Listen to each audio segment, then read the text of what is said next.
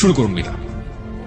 আমি পেছন থেকেই বলছি, আমার মা খুব সুন্দরী ছিলেন, বয়স খুব কম ছিল, 10-11 বছর হবে। তো মা সংসার ব্যাপারে কিছু বুঝতো না। তো বাবার একটু আমার মার সাথে রাগারাগি ছিল না, দাদাকে খুব ইয়ে করতো যে তুমি কেন আমাকে এত ছোট একটা মেয়ে বিয়ে দিয়েছো যে সংসার ব্যাপারে কিছু বুঝে না।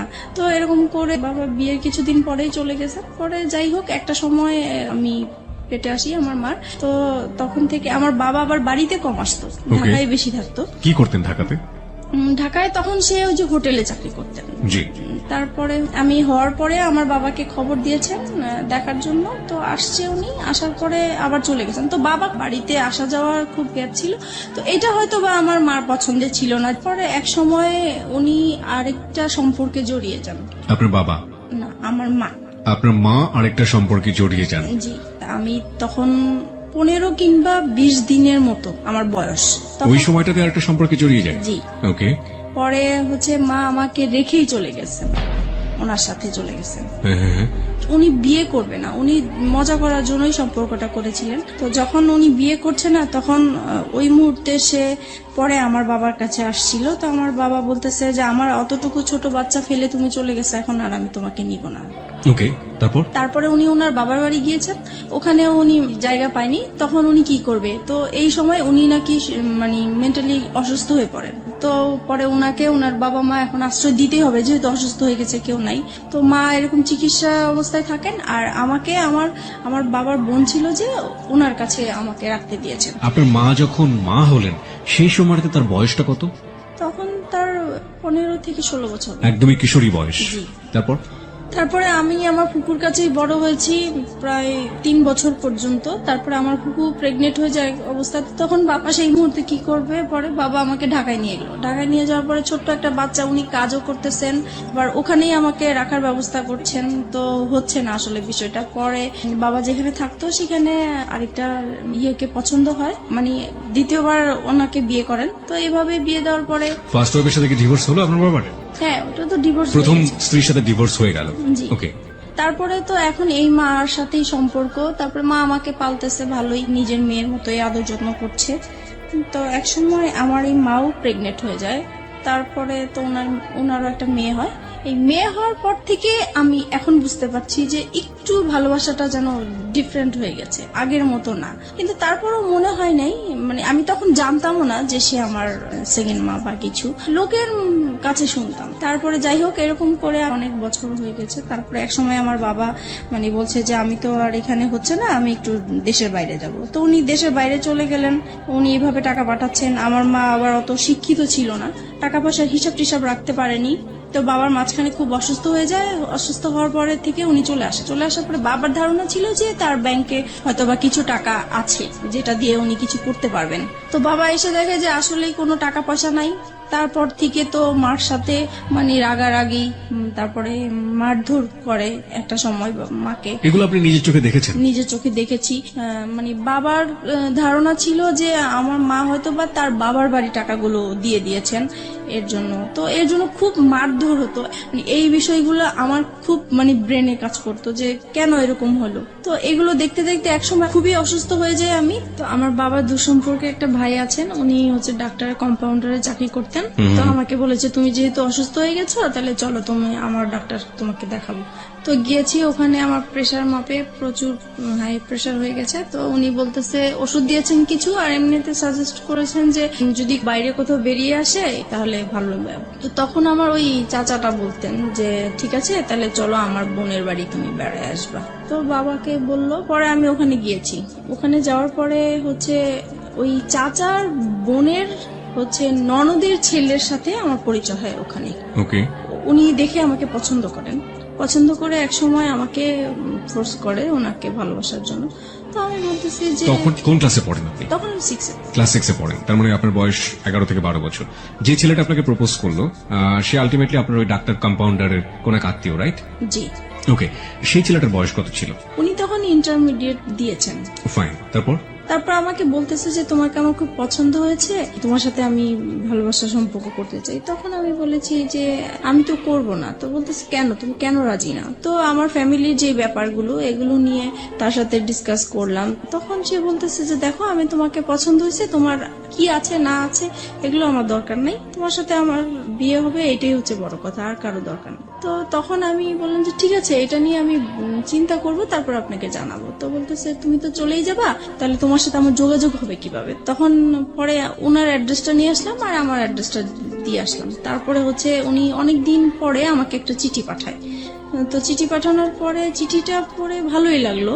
পরে আমি এই চিঠিটা নিয়ে অনেক ভাবতে থাকলাম যে লোকটা তো আমাকে মনে হয় সত্যি সত্যি ভালোবাসে।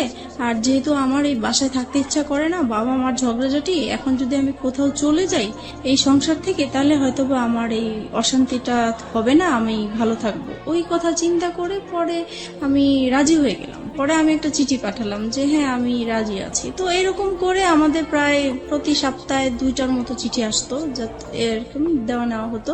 প্রায় 3-4 মাস পরে হঠাৎ আমি আবার পড়াশোনার পাশাপাশি হাতের কাজ শিখতে খুব পছন্দ করতাম। তো আমি বিভিন্ন জায়গায় হাতের কাজ শেখার জন্য যেতাম। তো একদিন আমার এলাকা দিয়ে আমি যাচ্ছি, হঠাৎ তাকে দেখে ফেলি। ওকে। সেও আমাকে দেখে ডাকছে। তো আমি অবাক হয়ে গেছি। কিছুক্ষণ আমি একদম চুপ ছিলাম যে যেই লোকটাকে আমি সেই চাঁদপুরে দেখে আসছি, সেই লোকটা হঠাৎ করে ঢাকায়, তাও আমার এলাকার মধ্যে কিভাবে আসলো? পরে উনি আমাকে দেখেই বলতেছে যে আমি না তোমার কাছে আসছি। তখন আমি অবাক হয়ে গেলাম যে এত দূর থেকে সে আমার কাছে আসছে। আমি চিঠি পাঠাতাম ঠিক আছে, কিন্তু উনি আসবে সেটা বলেও নাই আমাকে। তো যাই হোক, তখন ওই যে গুলশান পার্কটা ছিল, তো আমাকে সেখানে নিয়ে গেছে। যাই হোক গেলাম, যাওয়ার পরে কথা বললাম। এখন বলতেছে যে আমি তোমাকে তো আমার খুব দেখতে ইচ্ছা করে মাঝে মাঝে, এখন কি করব? তো আমি বলতেছি দেখেন, আমার তো আসলে এরকম বাইরে বের হওয়ার অভ্যাস নেই, আর তাছাড়া আমার খুব ভয় লাগে যে কোথায় কেউ দেখে ফেলে কিনা, পরে বাবার কাছে বিচার যাবে, এটা আমার খুব খারাপ লাগবে। তো বলতেছে যে না, দেখবে না, তুমি ওইভাবেই আসবে। তো এরকম করে প্রায় 2-3 মাস পর পর আমাদের দেখা হতো। 2-3 মাস পর পর ও ঢাকাতে আসতো ওর বাড়ি থেকে আপনার সাথে দেখা করার জন্য? উদ্দেশ্যটা ছিল আমার সাথে দেখা করার, কিন্তু ওর রিলেটিভ থাকতো ঢাকা, ওখানে আসতো। তো তারপর একটা সময় ওর রেজাল্ট ভালো হয়। আপনি ঢাকায় কোথায় থাকতেন সেই সময়টা? আমি ঢাকায় হচ্ছে মহাখালী থাকতাম। মহাখালী থাকতেন। হ্যাঁ, যেটা বলছিলেন যে ওর রেজাল্ট ভালো হয়নি, মানে ইন্টারের রেজাল্ট ভালো হলো নাকি অন্য কোনো পরীক্ষা? না, ইন্টারভিউ। ও এইচএসসি তে ভালো করলো না, কি ছিল রেজাল্ট? মানে ফেল করেছে সে। ওকে, ভালো না হওয়া বলতে মানে ফেল করেছে, তো ভয়াবহ খারাপ। ওকে, তো ফেল করেছে। পরে হচ্ছে তার বাবা খুব চাপ দিল। তো বলতেছে যে তুমি বাড়িতে সারাক্ষণ থেকেও যদি পড়াশোনা ভালো না করো, ওদের দোকান ছিল, তো বলতেছে দোকানেও বসবে, দেন পরীক্ষাটাও দিবে। তো এখন তো ঢাকায় পার্মানেন্টলি চলে আসলো, তো আমাদের প্রায় এরকম দেখা হতো। পরে এই বিষয়টা নিয়ে আমি আমার বাবা মাকে জানাই। বাবা মাকে তো জানানো উচিত, মাকে জানাচ্ছি প্রথমে। পরে মা বলতেছে যে করো, যেটা তোমার ভালো মনে হয় সেটাই করো। আমি চাইবো না যে তুমি এমন কিছু করো যে আমাদের এলাকার মধ্যে একটা নাম আছে, আমি চাই না সেইটা আমাদের খারাপ কিছু আসুক। আপনার মা এটা আপনাকে বললো? জি। ওকে, আপনি মাকে কি বলেছিলেন? বলেছিলাম ও আমাকে পছন্দ করে, আমিও ওকে পছন্দ করি। দুজনই আপনারা দুজনকে পছন্দ জি। করেন। তারপর আমাদের সম্পর্কটা কন্টিনিউ হতে থাকে। তারপরে একটা সময় আমার বাবা খুব ঝগড়াঝাটি করে, আর ওই একই বিষয়কে কেন্দ্র একই করে? বিষয় নিয়ে। সেই দিন একদম খুবই খারাপ পর্যায়ে। তখন স্বাভাবিক ভাবেই সন্তানরা মার সাপোর্টই নিয়ে থাকে, তো আমিও মার সাপোর্টে কথা বলতাম। তো এই কথা বলাতে বাবা মানে আমার উপর খুব বিরক্ত হতো। পরে একটা সময় বলে উঠলো যে তুমি কার জন্য কথা বলছো, তুমি জানো এটা যে তোমার মানা। আমি এতদিন মানুষের কাছে শুনে আসছি, বাবা মার মুখ থেকে কখনোই শুনিনি। তার মানে আপনি আগে জানতেন না যে আপনার আসল মাইনি না? না, আমি জানতাম, আমি অন্যের মুখ থেকে শুনেছি, কিন্তু তাদের মুখ থেকে কখনো শুনিনি। বাবার মুখ থেকে শুনতে অসম্ভব রকমের খারাপ লাগলো, তাই তো? জি। ওকে, তখন থেকে আমার মানে কথাটা মানে খুব কানে লাগছে যে আসলেই কি এরকম? আমি তো এতদিন মানুষের কাছে শুনেছি, তাহলে তো সত্যি এরকম, তাহলে তো আমার সেই মার সাথে দেখা করা উচিত। তারপরে হচ্ছে আমি সবসময় ভাবতে থাকি যে কিভাবে দেখা করব। তো এক সময় আমাদের একটা নেবার ছিল, উনি এক সময় আমাদের গ্রামের বাড়ির ছিলেন। তো আমারও খুব উৎসাহ হলো যে তাহলে তো ওনার মাধ্যমে দেখা সম্ভব। তো বলছে যদি আপনি দেখা করাই দিতে পারেন আমার খুব ভালো হতো। তো বলছে তোমার মা তো সবসময় তোমার জন্য কান্নাকাটি করে, তাহলে আমি এবার বাড়ি যেয়ে বলবো তাকে। তারপরে উনি আপনার মার সম্পর্কে একটু জানি, ততদিনে কি বিয়ে হয়েছে আপনার মার? হ্যাঁ, যখন অসুস্থ হয়ে যায় তখন তার ভাইরা ওই লোকটাকে ধরে তারপরে মানে তার সাথে বিয়ে জোর করে বিয়ে দিয়ে দেয়। জি, ওকে, বিয়ে করে দেয়। তারপরে ওই সম্পর্কে আছেন উনি। এখন এক্সিস্টিং ওই সম্পর্কে আছেন। জি। ওকে, ফাইন। তারপর আপনি মার সঙ্গে দেখা করলেন, তারপর কি হলো? তারপরে আমার মা আসলেন, আসার পরে দেখা করলাম, দেখা করার পর উনি প্রথমে দেখে কান্নাকাটি করলো, যেটা স্বাভাবিক। তো আমার না মার জন্য কোনো ফিলিংস আসেনি, আমার বিশ্বাসই হচ্ছে না যে এ আমার মা, এই ভদ্র মহিলাটা মা? আম্মা। তারপরে হচ্ছে মানে কেমন জানি লাগতেছে আমার কাছে, খুবই অপরিচিত। আমার মা ডাকতেও ইচ্ছা করছে না, কিছুই না। তারপরে উনি আমাকে লাস্টে বললো, শুধু এটাই বললো যে তোমাকে আমি আমার ইচ্ছে করে ফেলে আসি নাই, আমার কিছু সমস্যা ছিল এই কারণে ফেলে আসছি। আমি তাকে কোশ্চেন করেছিলাম। আপনার মাকে আপনি কোশ্চেন করলেন প্রথম দেখাতে, তুমি আমাকে কেন ফেলে এসেছিলে? কেন ফেলে তখন আপনার মা এই উত্তরটা দিয়েছিল। হ্যাঁ, তখন বলেছে আমি বাধ্য হয়েছিলাম। তো যাই হোক, উনি ওনার মতো বললো, কিন্তু তারপরও আমার মার জন্য আমার কোনো ফিলিংস কাজ করলো না। তারপরে উনি লাস্ট যে কথাটা বলেছেন যে তুমি একবার শুধু আমাকে মা ডাকো। তা আমি অনেক চেষ্টা করেছি কিন্তু পারিনি, ডাকার জন্য পারিনি, কারণ আমি তো তাকে কখনো দেখিই নেই, কিভাবে তাকে মা ডাকবো? হুট করে তো আর মা ডাকা যায় না। তারপরে হোক ডাকিনি, তো আমি বলছি যে আপনার সাথে যদি আমার যোগাযোগ থাকে তাহলে আমি একসময় হয়তো বা আমার মুখ থেকে শুনতে পাবেন, কিন্তু এখন আমি বলতে পারবো না। তারপরে আমি বাসায় চলে আসি। বাসায় আসার পরে আমি ওই যার মাধ্যমে আমার মাকে পরিচয় হয়েছে, তো উনাকে বলে দিছি যে আমি যে আমার এই মার সাথে দেখা করেছি এটা আমার এই মার কাছে বলবেন না, ইভেন কি আমার বাবার সাথেও বলবেন না। তো উনি বলছে ঠিক আছে, তুমি জানাতে না চাইলে বলবো না। তো আমিও জানাই না এই বিষয়টা, এইভাবেই আছে। তো আর কখনোই মনে হয় নাই যে আমার মার সাথে আমি দ্বিতীয়বার দেখা করি বা কথা বলি, এরকম কখনোই আমার ফিলিংস আসে নাই। তারপরে একটা সময় বাবার এরকম আরো বেশি জ্বালাচ্ছে, অশান্তি করছে। তারপরে চিন্তা করলাম যে বিয়ে করে ফেলি, তাহলে চলে গেলে আর বাবা মার এই ঝগড়াঝাটি দেখতে হবে না। তখন আপনার বয়স কত? তখন 14-15 হবে। ওই ছেলেটার সাথে এই চিন্তা ভাবনা করছেন জি, এবং পরিবার থেকে এই ধরনের অশান্তি থেকে বের হয়ে যাওয়ার বের জন্য হওয়ার জন্য। এই ধরনের প্ল্যান। জি। ওই ছেলেটাকে কি মনে প্রাণে তখন ওই ছেলেটার প্রতি এক ধরনের এফেক্টেড হয়ে যাওয়া, একদম অদ্ভুত রকমের ভালো লাগা, ওকে দেখলে না দেখলে ভালো লাগে না, একেবারে মজে আছেন ওর প্রেমে, এরকম একটা ব্যাপার কি ছিল? এরকম কিছু ছিল, কিন্তু আমার বেশি কাজ করতে হলো যে এখান থেকে আমাকে বের হতে হবে, ওকে, সেটা যে কোনো ভাবে হোক না কেন। যে কোনো ভাবেই হোক। কেন বেরোতে হবে? কারণ এখানে যে মা বাবা ঝগড়াঝাটি করছে, এগুলো আমি যত দেখছি ততই আমি অসুস্থ হয়ে পড়ছি। যে আপনি চেষ্টা করছিলেন যে কোনো ভাবেই হোক না কেন আপনার এই পরিবার, যে পরিবারে আপনি বড় হয়েছেন, সেই পরিবার থেকে যে কোনো ভাবে বের হয়ে যাওয়া। তারপর তারপরে আমি ওকে বললাম বিয়ের কথা। তো সে বলল যে এখন বিয়ে করব, এখন তো আমি নিজের পায়ে এখনো দাঁড়াতেই পারিনি। তো আমি বলছি যে দেখো, এখন আমাকে এখান থেকে বের হতেই হবে। তো সে বলল যে ঠিক আছে, আমি আমার বাবা মাকে বিষয়টা জানাই। তো সে তার বাবা মাকে জানিয়েছে। তো ওনারা প্রথমে রাজি হয়নি, পরে ও একটু রাগারাগি করলো ফ্যামিলিতে। তখন ওর বাবা এক সময় মেনে নিল যে ঠিক আছে, তুমি যেটা বলছো সেটা, তবে আমরা যাব, কথা বলবো ওদের সাথে। তারপরে ততদিনে ও তো ওর বাবার দোকানে বসে কাজ করছে এবং পাশাপাশি পড়াশোনা করছে, ইন্টারমিডিয়েট ফেল করেছে সব গৌরবে, তাই তো? ওকে। তখন তারপরে আমি বললাম যে না, আমি এটা ফ্যামিলিগতভাবে করতে চাচ্ছি না। তখন বলছে কেন?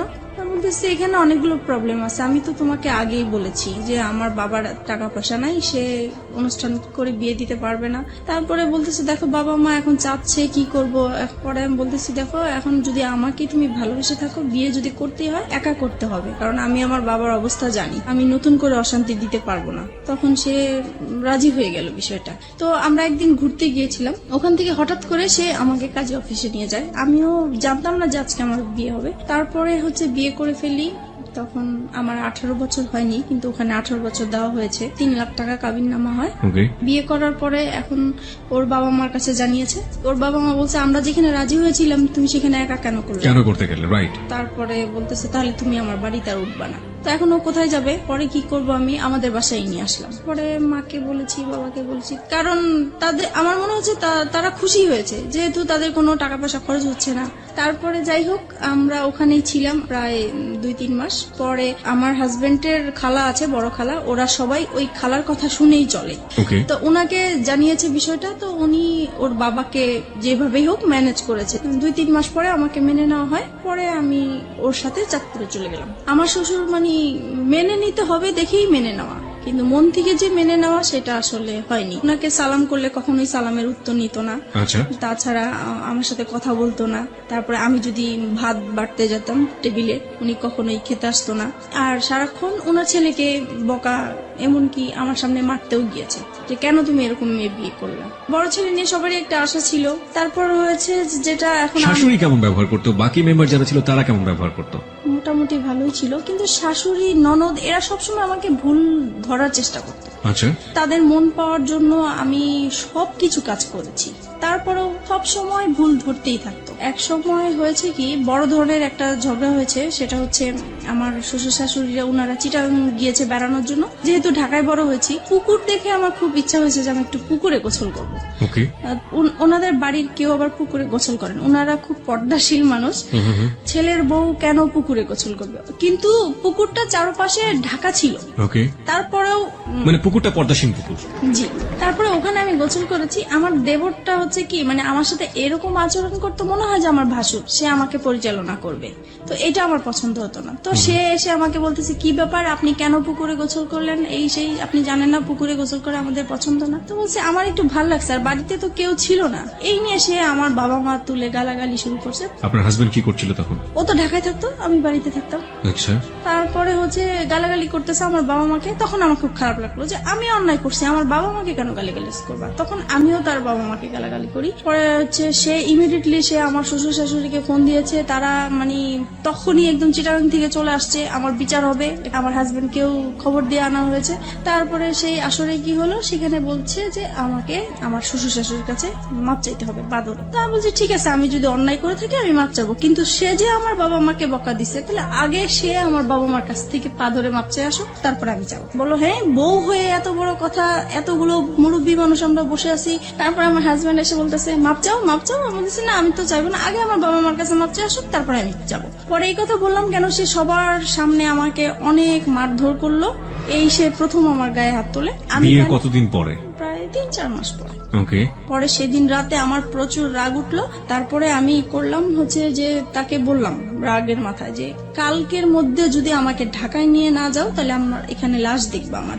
তো সে খুব ভয় পেয়ে গেছে। তখন তার বাবা মাকে বলে ঢাকায় নিয়ে আসলো আমার বাবার বাড়িতে। আমি বলছি আর যাবো না। পরে যাই হোক, আমার কথাটাই রইলো, আমি বাবা মার কাছে ছিলাম।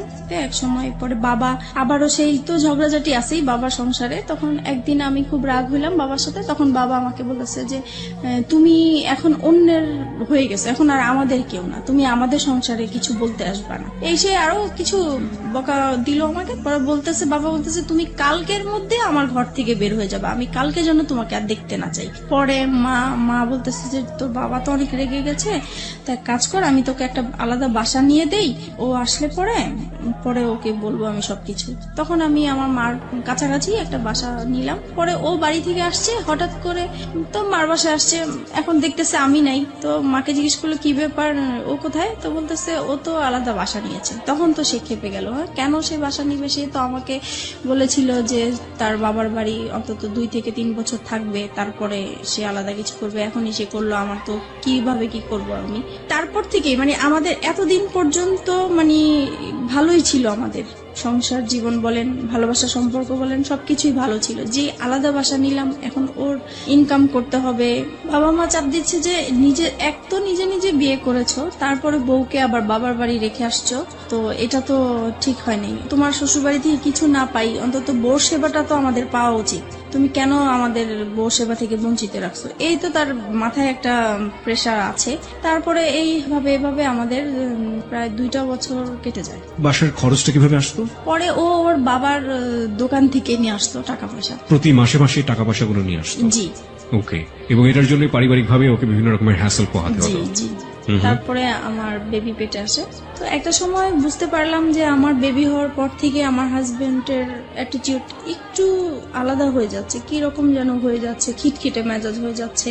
তার সব কাজ নিখুঁত হতে হবে এরকম। কি রকম রান্না করলাম, রান্না ভালো হলো না, এটাতে এই লবণ বেশি হলো, হলুদ বেশি হলো, ভাত কেন নরম হলো, এই রকম মানে সামান্য বিষয় নিয়ে মানে ঝগড়াঝাটি হতো আমাদের।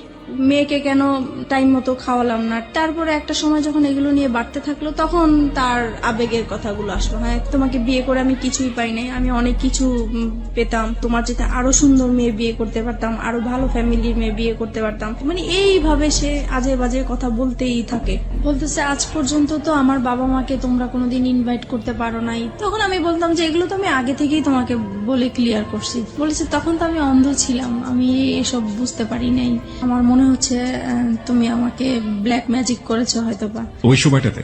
জি, ওকে। এরকম কিছু করে আমাকে ফাঁদে ফেলানোর চেষ্টা করেছে, যেহেতু দেখেছো তোমাকে কেউ নিবে না। এভাবেই কাটতে থাকলো সময়। আর সে তখন তো কোনো কাজ করতো না, সারাক্ষণ বাসায় থাকতো। এই জিনিসটা আমার কাছে খুব খারাপ লাগতো যে মানুষের হাজবেন্ডরা কাজ করে, এক সময় বাইরে আসে, বাইরে থেকে বাসায় আসে, আলাদা একটা ফিলিংস কাজ করে। তখন অবশ্য আমি আমার যখন বেবি হবে তখন থেকেই তো আমি বাবা মার কাছেই আছি। পরে এক সময় এটা নিয়ে বাবা মা আমার উপরে রাগ করে যে তুমি এতদিন আমাদের ঝগড়া দেখে তোমরা এরকম করছো, এখন তোমরাও ঝগড়া করতেছো। তখন কি করবো আর, পরে একদিন বাবা প্রচুর ঝগড়া করে মার সাথে। তখন আমি বলতেছি কি যে তুমি এরকম ঝগড়া করো না, তোমার জামাই পাশের রুমে থাকে, খারাপ বলে ঝগড়া করো না, যদি ঝগড়া করতে হয় তাহলে এই বাড়িতে আর আসবে না, তুমি অন্য কোথাও চলে যাও। তো বাবার মাইন্ডে খুব লাগছে যে মেয়ে হয়ে আমাকে এই কথাটা বললো। পরে বাবা আমাদেরকে ছেড়ে চলে গেছে, তো ও আলাদা বাসা নিবে এখন। পরে আমি বলছি আলাদা বাসা নিবা তো তুমি কি করবা, তুমি কোত্থেকে কি চালাবা? তখন বলতেছে যে আমি একটা দোকানপাট নিব, এখন বাবার থেকে আলাদা হয়ে আসছি, দোকানপাট নিব। তো ঠিক আছে চলো। পরে এই আমরা আমার মেয়ে হওয়ার পরে আলাদা বাসা নিই। সংসারে অশান্তির উপরে অশান্তি। তারপরে আমার শ্বশুর শাশুড়ি বলে যে তুমি এখনো সময় আছে, ওকে ছেড়ে দাও, এখনো তোমাকে আমরা ভালো জায়গায় বিয়ে দিতে পারবো, এই সেই এগুলো আছে। আর তাছাড়া ও সবসময় কি অন্য মেয়েদের প্রতি একটা আকৃষ্টিত থাকতো, যে কোনো সুন্দর মেয়ে থাকলে বলতো, আমার সামনেই বলতো যে ওর সাথে যদি আমায় একদিন করতে পারতাম আমার সার্থক হতো। পরে ঝগড়া হলে মাঝে মাঝে বলতো যে আমাকে অনেকেই বিয়ের প্রস্তাব দিয়েছে, প্রেমের প্রস্তাব দিয়েছে, আমি তাদেরকে বিয়ে করিনি, আমি অনেক বড় ভুল করেছি, এই সে এগুলো বলতো। এগুলো আমার খুব খারাপ লাগতো, এগুলো নিয়ে আমাদের সংসারে খুব অশান্তি হতো। বিশেষ করে ও বাসায় থাকতো, এই জিনিসটা আমি একদমই পছন্দ করতাম না, ও কোনো কিছু করতো না। পরে এক সময় কি হয়, নতুন একটা মার্কেটে দোকান নিয়েছে, ওইটা মার্কেটটা ভালো করে স্টার্ট হয় নাই, তাই দোকানও ভালো চলে না, তো দোকানটা ছেড়ে দিল শেষ পর্যন্ত। তারপরে যেটা হয়েছে, এক এক করে ও যেটাই হাত দেয় সেটাই লস হয়। এইভাবে ওর বাইরের যেই অশান্তি হলে সেটা ঘরের মধ্যে নিয়ে আসবে। তারপরে সে শেয়ার বাজারে ঢুকলো। তারপরে শেয়ার বাজারও তো খুব অবস্থা খারাপ ছিল, সেটা নিয়ে বাসায় খুব ঝগড়াঝাটি হতো, তার মন খারাপ হতো। যদি বাসায় কিছু লাগতো বলতাম, তখনই সে খেপে যেত। তারপরে বলতো যে তোকে বিয়ে করে আমার ভাগ্যটা খারাপ হয়ে গেছে, আগে তো এরকম খারাপ ছিল না। একটা জিনিস যেটা আমি বুঝতে পারছি মিতা, সেটা হচ্ছে যে ভেরি ক্রিটিক্যাল মোমেন্ট যাচ্ছে আপনাদের সংসারে, জি। অভাব-অনটন রয়েছে, জি। মনোমালিন্য আসছে, জি। কিছুদিন পরপরই ঝগড়াঝাটি হচ্ছে, জি। এবং বয়স দুজনের কমই আছে, গাইডেন্স করার মতো কেউ নেই ওখানে, জি। এবং একের পর এক ভুলের জন্ম হচ্ছে, তাই তো? ওকে, তারপরে যেটা হচ্ছে আর আরেকটা জিনিস, ওর আর আমার ঝগড়াঝাটি হলে মারামারি হয়, ঠিক আছে, ও আমাকে বকে আমি ওকে বকি, কিন্তু আমার কথা হলো যে আমরা ঝগড়াঝাটি করবো সেটা আমাদের ভিতরেই থাকবে। ও কি করে, সাথে সাথে ওর বাবা মাকে ফোন দিয়ে দিবে যে এরকম এরকম হচ্ছে, ওর সাথে আর আমার হচ্ছে না, তোমরা কি করবা এসে করো, এই আর কি। এটা নিয়ে অশান্তি থাকে। তারপরে আমি যদি কম্প্রোমাইজের জায়গাতে আছি, লাইক একটা যেটা হচ্ছে যে এক হাতে তো কখনো তালি বাজে না। আপনি একটু আগেই বললেন যে জি। আপনিও ঝগড়া করতেন, ও করতো, হ্যাঁ। দুজনে মিলেই ঝগড়া হতো। জি। কিন্তু কথা হচ্ছে যে যদি কম্প্রোমাইজের জায়গাতে আসি, যে সফট হওয়া, আগে থেকে একটু কম্প্রোমাইজ করে নেয়া, পরিস্থিতিটাকে শান্ত করা, সেই কাজটা সবচেয়ে বেশি কে করতো? কেউ করতাম না, মানে আপনি হয়ে যেত? হয়ে যেত। আমি কথা না বলার চেষ্টাই করতাম, কিন্তু ও এসে আমার রাগ ভাঙাতো। তার মানে ওই আপনাকে রাগ ভাঙানোর চেষ্টা করতো? জি। এটা নিঃসন্দেহে তার একটা ভালো গুণ। জি। কারণ রাগ করাটা খুব সহজ, কিন্তু রাগ ভাঙানো কিন্তু খুবই খুবই কঠিন একটা ব্যাপার, এবং সেটা নিজেকে স্যাক্রিফাইস করে এই চেষ্টাটা যারা করে, আমার মনে হয় যে এটা একটা স্পেশাল গুণ তাদের। ওকে, তারপরে আমি কথায় কথায় ওকে বলতাম যে তুমি আমাকে ডিভোর্স দাও। ও ডিভোর্স দিতে চাইতো না, তো সেই জন্য ওর বাবা আমাকে বলছে, তখন বলছে যে ঠিক আছে তুমি আরেকটা বেবি নাও, তাহলে 2টা বেবি হয়ে গেলে ও ব্যস্ত থাকবে, তখন আর কোথাও যাওয়ার কথাও বলবে না। তো সেই হিসাবে আমাদের আরেকটা বেবি হয়। আমার ইচ্ছা ছিল না বেবিটা নেওয়ার, ওর ইচ্ছাতেই বেবিটা নেওয়া হলো। ওর মামার বাসা পাশে ছিল, ওর মামার বাসাতে আমরা আমার হসপিটাল থেকে এসে সরাসরি মামার বাসায় উঠলাম। আমার বোন তখন এসএসসি পরীক্ষা দিচ্ছে, মাঝখানে ওর কিছু গ্যাপ ছিল, তো সেই গ্যাপের মাঝে আমার কাছে আসছে। আবার অনেক গেস্টও আসছে, জায়গা ছিল না। তো আমার হাজবেন্ড বলতেছে কি যে এখানে তো জায়গা নেই, ওকে নিয়ে আমি আমাদের বাসায় চলে যাব। কথা ছিল খাওয়া দাওয়া করে সবাইকে নিয়ে যাবে, কিন্তু সে আমার বোনকে খাইয়ে টাইয়ে নিয়ে আগেই চলে গেছে। তারপর যাই হোক এরকম গিয়েছে, হঠাৎ করে সে আর কি মানে আমার বোনের সাথে সে একটা অনৈতিক কাজ করতে গিয়েছিল, সেটা আমি বুঝতে পারি নাই, আমি 3 মাস পরে জানতে পেরেছি। আপনি 3 মাস পরে এটা জানতে পারেন? জি। কিভাবে জানতে পারেন? আমি মানে ও আসতো না তো, গ্যাপ ছিল, তখন আমি জিজ্ঞেস করছি কি ব্যাপার, ও আমার বাসায় আসে না কেন, আমি তো এরকম কিছু করি না যে ও আসা বন্ধ করে দিবে। তখন মা বলতেছে যে ও আর যাবে না তোমাদের বাসায়। তখন আমি বললাম যে কেন যাবে না, তখন সে কথাই বললো আর কি। তার মানে আপনার বোন গিয়ে আপনার মাকে বলেছিল এবং পরবর্তীতে আপনার মা আপনি জিজ্ঞেস করার প্রেক্ষাপটে আপনাকে এটা জি, বলেছিল। এই যে ঘটনাটা যখন আপনার হাজবেন্ড এরকম কাজ করলো, তখন আপনাদের সাথে মানসিক যে সম্পর্ক হাজবেন্ড ওয়াইফের মধ্যে, সেই সম্পর্ক কি অবস্থায় ছিল? তখন তো খারাপ ছিল, খুব খারাপ অবস্থায় ছিল। জি। ওকে, তারপর? তারপরে এটা জানার পরে আমি ওকে প্রশ্ন করলাম যে তুমি এরকম কিছু করেছো কিনা, তো সে বলতেছে যে না আমি এরকম কিছুই করি নাই। তারপরে সে উল্টা আমাদেরকে বলতেছে যে তোমার মা তোমার বোনের নামে আমি মানহানি মামলা করব, কেন তোমরা আমার নামে এরকম কিছু করেছো। তখন আমি মানে অবাক হয়ে গেলাম যে সে অন্যায়টা করলো, তারপরও স্বীকার করতেছে না। আর আমার মা বোন কখনোই মিথ্যা বলবে না, আর নিজের মান সম্মান নিয়ে তো কখনোই মিথ্যা বলার প্রশ্নই আসে না। তারপর এক সময় আমি আত্মহত্যা করার চেষ্টা করলাম, মানে বাসা থেকে বের হয়ে যাচ্ছি, রাগ হয়ে যে তার সাথে আমি আর থাকবো না, সে এরকম একটা কাজ করতে পারলো। তারপরে আমি যখন বাসা থেকে বের হয়ে যাচ্ছিলাম তখন সে আমার হাতে পায়ে ধরে মাপ চাইলো, বলতেছে সরি আমার ভুল হয়ে গেছে, আমি আর এরকম কিছু করব না, কিন্তু তুমি কাউকে বলো না, আমার আত্মীয় স্বজন কাউকেই বলবা না তুমি। তারপরে যাই হোক আমি আবারও সংসার এইভাবেই করতে থাকলাম। তো কিন্তু আমি যতই মানে চেষ্টা করতেছি সংসার করার জন্য, যতই অশান্তি হোক না কেন, কিন্তু সে একের পর এক ঝগড়াঝাটি অশান্তি আছে। আমার পরে লাস্টের দিক দিয়ে আর ভাল লাগলো না, প্রচুর মারামারি হতো আমাদের। আপনিও মারতেন? আমিও মারতাম, দুজন মিলে মারামারি করতেন? জি। ওকে। তারপরে এরকম অশান্তি ভাল লাগতো না, মন সবসময় খারাপ থাকতো। তাছাড়া মানে আর আমার ও খুব বেশি যন্ত্রণা করতো, আমি নাকি বেশি ঘুমাই, আমি খুব অলস, ঘরে কাজ করতে চাই না, ঘুমালে উঠতে চাই না। তারপরে টিভি দেখি আমি খুব বেশি, আমার খুব বাজে অভ্যাস, আমার জন্য আমার সন্তানরাও নষ্ট হয়ে যাচ্ছে, এগুলো নিয়ে খুব। আপনারা যে মারামারি করতেন আপনাদের ছেলেমেয়েদের সামনেই মারামারি করতেন? হ্যাঁ, সামনেই করতাম। ওরা খুব ভয় পেত, কান্নাকাটি করতো, কিন্তু কিছু করার ছিল না, হয়ে যেত। ফিরে যাচ্ছি মিতার কাছে। মিতা, তারপর কি হলো? পরে এক সময় রোজার ঈদ সামনে আসলো, ঈদের শপিং করা নিয়ে আবার আমাদের খুব ঝগড়া হলো, মাঝখানে মারামারি এইরকমই। আর সে সব সময় ঈদের সময় সে বাড়িতে যায় ঈদ করে, আর আমি বাচ্চাদেরকে নিয়ে ঢাকায় ঈদ করি। আমি বাড়িতে যেতে চাই না, বাচ্চারাও বাড়িতে যেতে চায় না, তাই আমাদের আর যাওয়া হয় না। কিন্তু সে তার বাবা মার সাথে ঈদ করবে, সেজন্য প্রত্যেকটা ঈদই সে তার বাবা মার সাথেই করে। আমরা বেশি দামি দামি জিনিস চাই, আগে কম দামি জিনিস পড়েছি, এখন কেন উপরের দিকে নজর আমার, এইভাবে ঝগড়াঝাটি হয়। তারপর সে বাড়িতে চলে যায়। অশান্তির জন্য আমি ভাল লাগতো না দেখে তাই একটু হাতের কাজ করা শুরু করেছিলাম। তো হাতের কাজের বিজ্ঞপ্তি দিয়েছিলাম, বিজ্ঞপ্তির জন্য আমার মোবাইল নাম্বারটা শো করা হয়েছিল একটা কাগজে, লিফলেট। জি। তারপরে ওগুলা শেখানোর জন্য নাম্বার দিয়েছিলাম। তো আমি ভাবছি ওখান থেকে হয়তোবা ফোন টোন এসছে, তো রিসিভ করেছি। একটা লোক আর কি এরকম দুষ্টামি করতেছে, কথা বলতেছে। তো আমি বলছি আপনি কিসের জন্য ফোন করেছেন? বলতেছে এমনি আমার ভালো লেগেছে তাই ফোন করছি। তো আমি পরে ফোনটা রেখে দিছি, আমি আর কথা বলি নাই। তো উনি প্রায় এরকম 2-3 দিন ফোন দিত। তারপরে এক সময় বলতেছে যে আসলে আমি আপনার সাথে ফ্রেন্ডশিপ করতে চাই।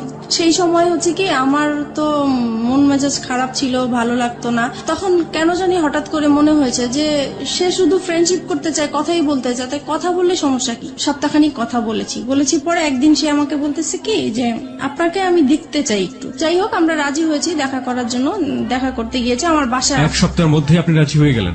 জি। তারপরে দেখা করলাম, পরে সে আমাকে মানে একটা কথা বললো যে আচ্ছা আমরা তো ফ্রেন্ডশিপ আছি, আমরা কি ফ্রেন্ডশিপের বাইরে অন্য কিছু করতে পারি? তো আমি বলছি কিরকম? বলতেছে যা হয় আর কি। তো আমি বুঝতে পারছি উনি খারাপ কিছু ইঙ্গিত দিয়েছে আমাকে। তো আমি বলছি না, এটা আমার পক্ষে সম্ভব না।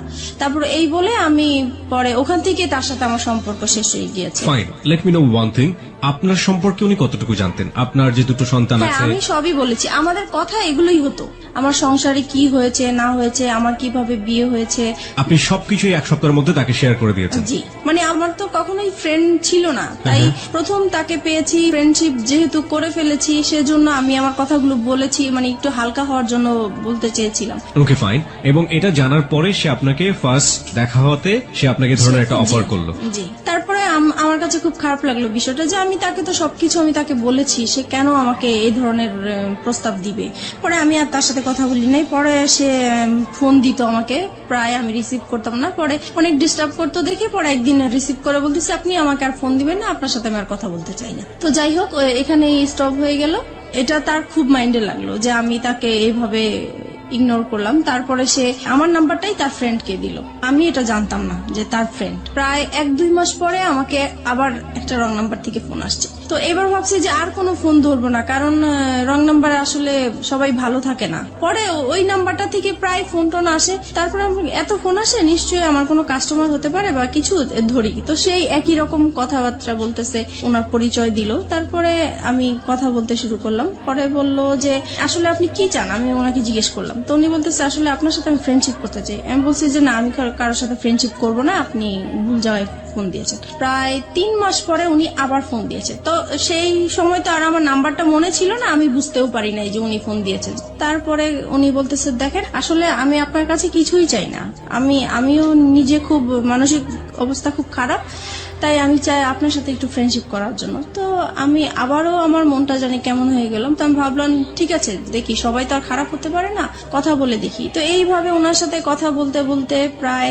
1 সপ্তাহ হয়ে গেছে কথা বলছি। 1 সপ্তাহ পরে ও আবার বাড়ি থেকে চলে আসছে পরে আমি মোবাইলটা অফ করে রাখছি, যে জানি এখন যদি ফোন আসে আমি রিসিভ করলে সমস্যা হবে। তো আমি 2 দিন আমার ফোনটা অফ ছিল। পরে এক সময় ও কাজের জন্য বাইরে যায়, পরে আমি ফোনটা খুলি, খোলার পরে সেই ফোনটা আবার আসে। পরে আমাকে বলতেছে দেখেন আপনি 2 দিন ফোনটা অফ করে রেখেছেন, আমার আসলে খুবই খারাপ লাগতেছে, আমি আপনার প্রেমে পড়ে গেছি, মানে এরকম করে বলতেছে। তো আমার কাছে কেমন জানি বিষয়টা লাগলো। তো আমি আর কিছু বলি নাই। আমি ভাবছি কি হয়তো বা দুষ্টামি করে বলে, অনেকে তো দুষ্টামি করে বলে, সেই রকম হয়তো বা বলে। তারপরে যাই হোক, রাতে আবার ফোন দিয়েছে উনি, এখন তো আপনাকে আমার খুবই দেখতে ইচ্ছা করতেছে, আমার খুবই খারাপ লাগতেছে। তখন আমি বললাম যে দেখেন আমি তো দেখতে সুন্দর না, আর আমাকে দেখলেও আপনার পছন্দ হবে না, আপনি যেহেতু ভার্সিটিতে পড়েন, আপনি খুবই স্মার্ট, আমি আপনার পাশে একদম মানানসই হব না, রাস্তায় দেখলে মানুষ হাসবে। মানে আমি এরকম করে বলতেছি যেন সে মানে আমার দেখার ইচ্ছাটা না জাগে। ওনার নামটা কি ছিল? ওনার নাম রাসেল ছিল। Russell, okay fine.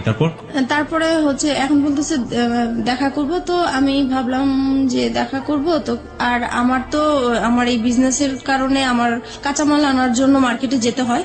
তো আমি বলতেছি তো ঠিক আছে, আমার তো শুক্রবারে শপিং এ যাব আমি, তখন হয়তোবা সেই ইয়েতে আপনি যদি মার্কেট আসেন তাহলে আমি ওখানেই দেখা করতে পারবো। তো উনি রাজি হয়ে গেল।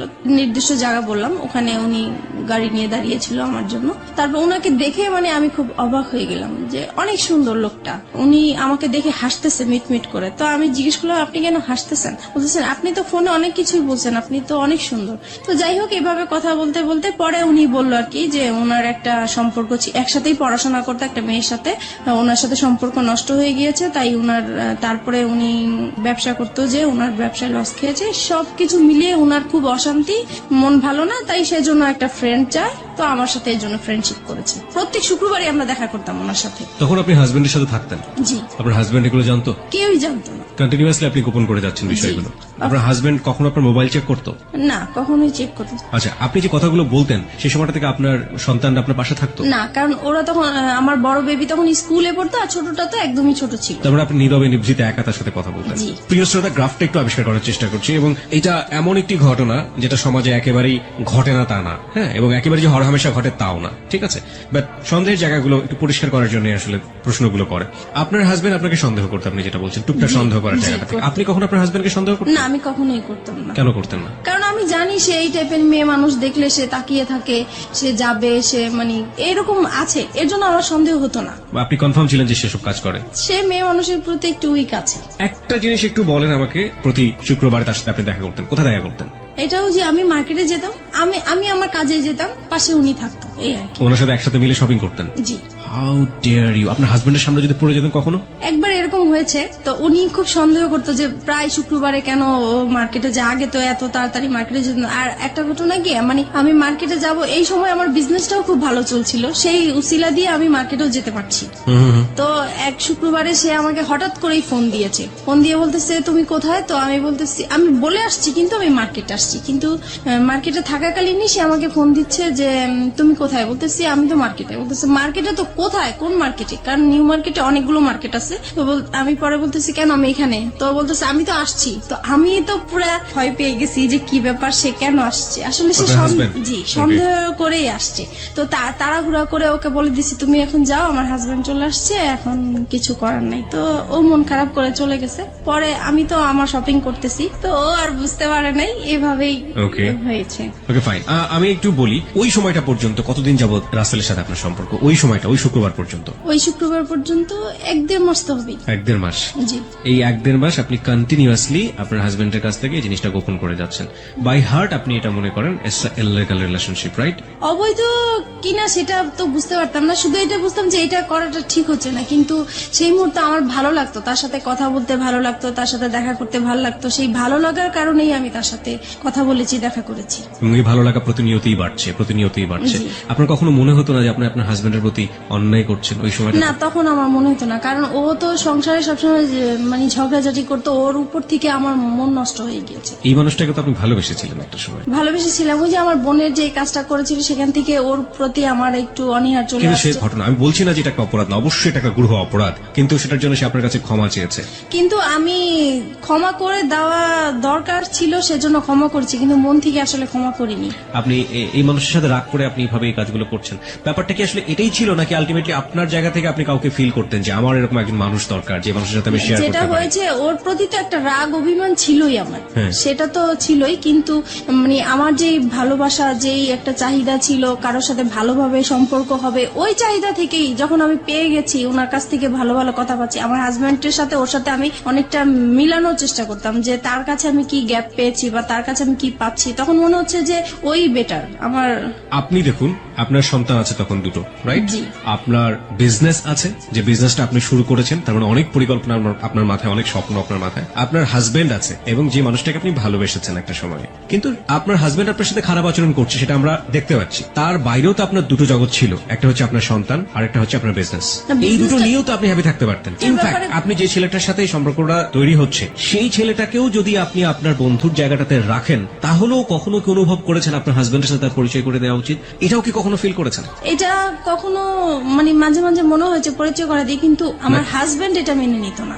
একটা হচ্ছে পারিবারিক সত্তা, যেখানে হাজবেন্ড আছে, সন্তান আছে এবং তার বিজনেস আছে, সে একটা না একটা দিক নিয়ে ব্যস্ত থাকতেই পারে। আরেকটা হচ্ছে মানবিক সত্তা, মনের জায়গাটা, লং টার্ম হাজবেন্ডের সাথে খারাপ রিলেশনশিপ, সেই জায়গাটায় একটা বিশাল রকমের ক্ষত তৈরি হয়েছে, এবং সেই ক্ষতর জায়গাটাতে সে কেউ একজন নক করেছে। সেটা হাজবেন্ড ওয়াইফ রিলেশনশিপের মতো না, কিন্তু একটু ভালো লাগা, একটু অন্যরকম, একটু বন্ধুত্ব, যেটা মন থেকে অবচেতন মনেই ওই ভালো লাগাটার দিকে ধীরে ধীরে ধীরে ধীরে এক ধরনের রাষ্ট্রে পৃষ্ঠে জড়িয়ে পড়ার দিকে জড়িয়ে যাচ্ছে। এই দুটো জিনিস আমরা যখন নর্মালি শুনি, আমরা কিন্তু এই সেকেন্ডটাকে কোনোভাবেই সাপোর্ট করতে পারি না, বাট ও সেকেন্ডটার মধ্যে এসেছে, this is the hardest reality. এটাকেও মেনে নিতে হবে, এটা আমাদের সমাজে ঘটে কিন্তু আমরা মানি না। কিন্তু কি কারণে ঘটে, সেই কারণটা কিন্তু আমরা আবিষ্কার করে ফেলেছি, এবং এইটা আসলে কতদূর পর্যন্ত গিয়েছে, চলুন সামনের দিকে যাওয়া যাক। তারপরে যেটা হয়েছে, মানে এভাবেই তো ওর সাথে দেখা করছি, কথা বলছি, তারপরে হঠাৎ একবার খুব ঝগড়াঝাটি হয় আমাদের। বিষয়টা হয় হচ্ছে আমার ওই যে বোনের বিষয়টা নিয়ে, ওই ঘটনার পর থেকে যেটা হয়, আমাদের স্বামী স্ত্রীর যে সম্পর্কটা হয়ে থাকে, সেই রকম সম্পর্কতে আমি জড়াতে চাই না। এর জন্য এটা নিয়ে খুব ঝগড়াঝাটি হয়, ও খুব জোর করে আমাকে, আমি রাজি হই না, তারপরে মারামারি হয়, এরকম প্রায়ই হয়। তো একটা সময় হয় কি যে আমি ঘুমিয়ে থাকি, সে ঘুমন্ত অবস্থায় আমার সাথে এরকম কাজ করে। এই বিষয়টা আমার কাছে খুবই খারাপ লাগে। আমি লক করছি এখানে আপনাকে। একটা হচ্ছে যে এই যে ঘটনাটা আপনাদের মধ্যে একটা বিরোধ তৈরি করলো, একটা স্বামী স্ত্রী নামে স্বামী স্ত্রী কিন্তু এক ধরনের সম্পর্ক নেই, এই সময় পর্যন্ত রাসেলের সাথে আপনার সম্পর্ক কতদিনের? 2-3 মাস হবে। 2-3 মাস, মানে সময় বাড়ছে। এই সময়টাতে রাসেলের সাথে আপনার কি ধরনের কথোপকথন হতো? ও তো প্রথমেই আপনাকে ফ্রেন্ডশিপের কথা বলেছে, হ্যাঁ, তারপরে ব্যাপারটা কি ফ্রেন্ডশিপে থেকেছে নাকি ধীরে ধীরে ভালো লাগার জায়গাটায় না, ভালো লাগা এখনো আসেনি, ফ্রেন্ডশিপই চলছিল। Okay fine. সে সময় বলতাম হচ্ছে আমাদের সংসারে যেগুলো হতো এগুলো বলতাম। মানে ঘরের নিজের উইক পয়েন্ট গুলো সবসময় তাকে বলতেন? জি জি। যে আমার হাজবেন্ড আজকে এটা করেছে, আমি আজকে এটা করিনি, এরকম হয়েছে এরকম হয়েছে। হ্যাঁ, তারপর আমার ভালো লাগার কথাগুলো বলতাম, বা আমি কি আশা করেছিলাম, কি রকম চেয়েছিলাম, এগুলোই বলতাম। ওকে ওকে, আপনার উইক পয়েন্ট গুলো সবসময় একজন। আচ্ছা, এই যে কষ্টের কথাগুলো, পরিবারের কথাগুলো, একেবারে ঘরের মানুষের কথাগুলো, এগুলো শেয়ার করার মতো অন্য কেউ কি ছিল না? না, আমার কখনো তো কোনো ফ্রেন্ডশিপ ছিল না, সেটা তো আমি আগেও বলেছি। This is the great point, প্রিয় শ্রোতা। ওকে ফাইন, তারপর? তাছাড়া ফ্যামিলিকেও বলতে পারতাম না, কারণ যেহেতু একা বিয়ে করেছি, সেজন্য বলার কোনো সুযোগ ছিল না, স্কোপ ছিল না। তো তো তারপরে একদিন কি হয়েছে, আমাদের আবারও সেই রকম খুব মারামারি হয়েছে আমাদের সংসারের মাঝে। তখন আমি পরে সেদিন বৃহস্পতিবার রাতে ছিল এরকম, তারপরে আমি তাকে ফোন দিয়েছিলাম শুক্রবারে। মারামারি হওয়ার পরের দিন ফোন দিয়েছে, দেখো ও আজকে আমাকে অনেক মেরেছে, এরকম আমার আর থাকতে ভাল লাগছে না।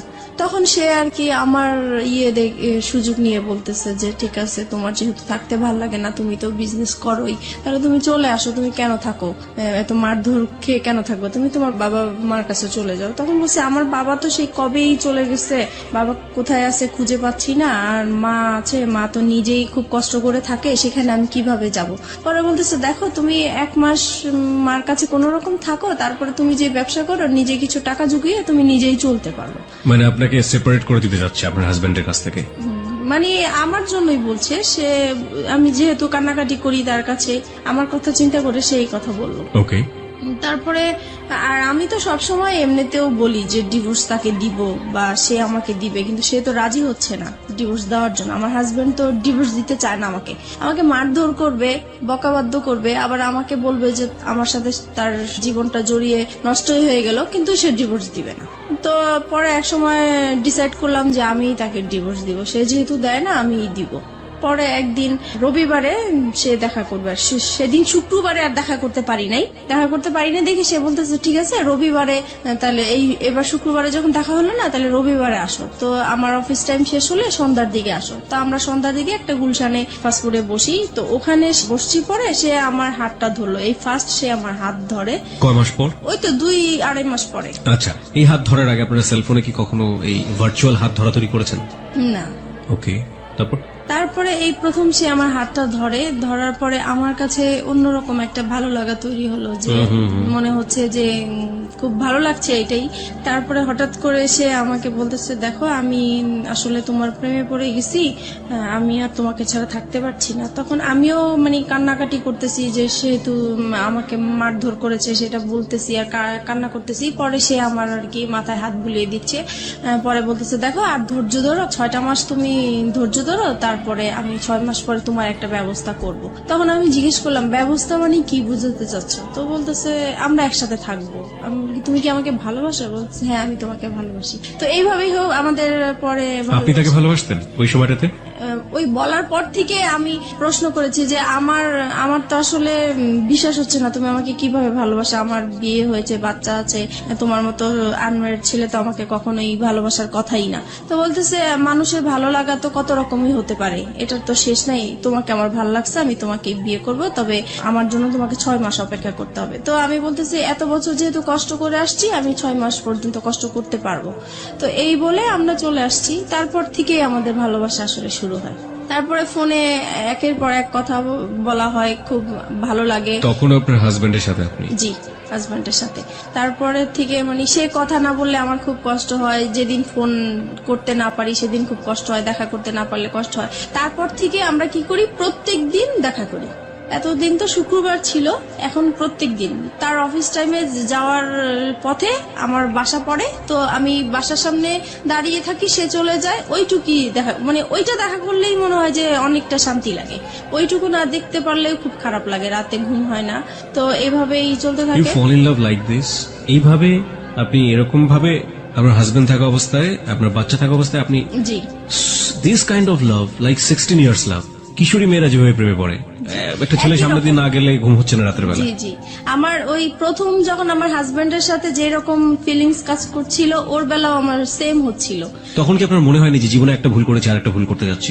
তখন আমি বলতাম যে দেখো, ও তো আমাকে সবকিছু জেনে শুনে ও বিয়ে করেছিল, তারপরেও কিন্তু ও আমাকে টর্চার করতেছে এখনো। তো ও আমাকে বলতো দেখো, ও তো অশিক্ষিত, ওর ফ্যামিলি অশিক্ষিত, সেই জন্য ও এরকম করে, আমি করব না, তুমি আমার উপর বিশ্বাস আনতে পারো, সবাই তো একরকম না।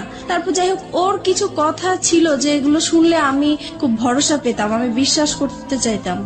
মানে ওর কথা, ও যখন কথাগুলো বলতো আমার খুব বিশ্বাস করতে ইচ্ছা করতো, ওর কথাগুলো আমার ভালো লাগতো, মনে হতো যে সত্যিই বলছে বা এরকম কিছু। তারপরে বাসায় চলে আসলাম। বাসায় আসার পরে হচ্ছে এখন আমার হাজবেন্ডের বিজনেসটা ভালো যাচ্ছে না, তো ও ঠিক মতো ঘরে বাজার টাজার করছে না, তাছাড়া যেটা প্রয়োজন হয় সেগুলো হচ্ছে না।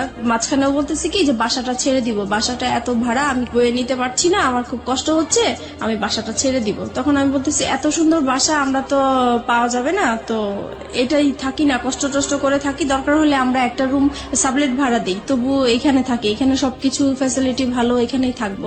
ওর কথা হলো না, এখান থেকে যাব, যেতেই হবে, কারণ আমার খুবই সমস্যা। তো যাই হোক, আমার আর ওই জায়গাটা আমি ছাড়তে চাচ্ছিলাম না। কেন? কারণ আমার যে বিজনেসটা ওই জায়গার মধ্যেই, ওখানে আমার খুব ভালো হতো বিজনেসের জন্য।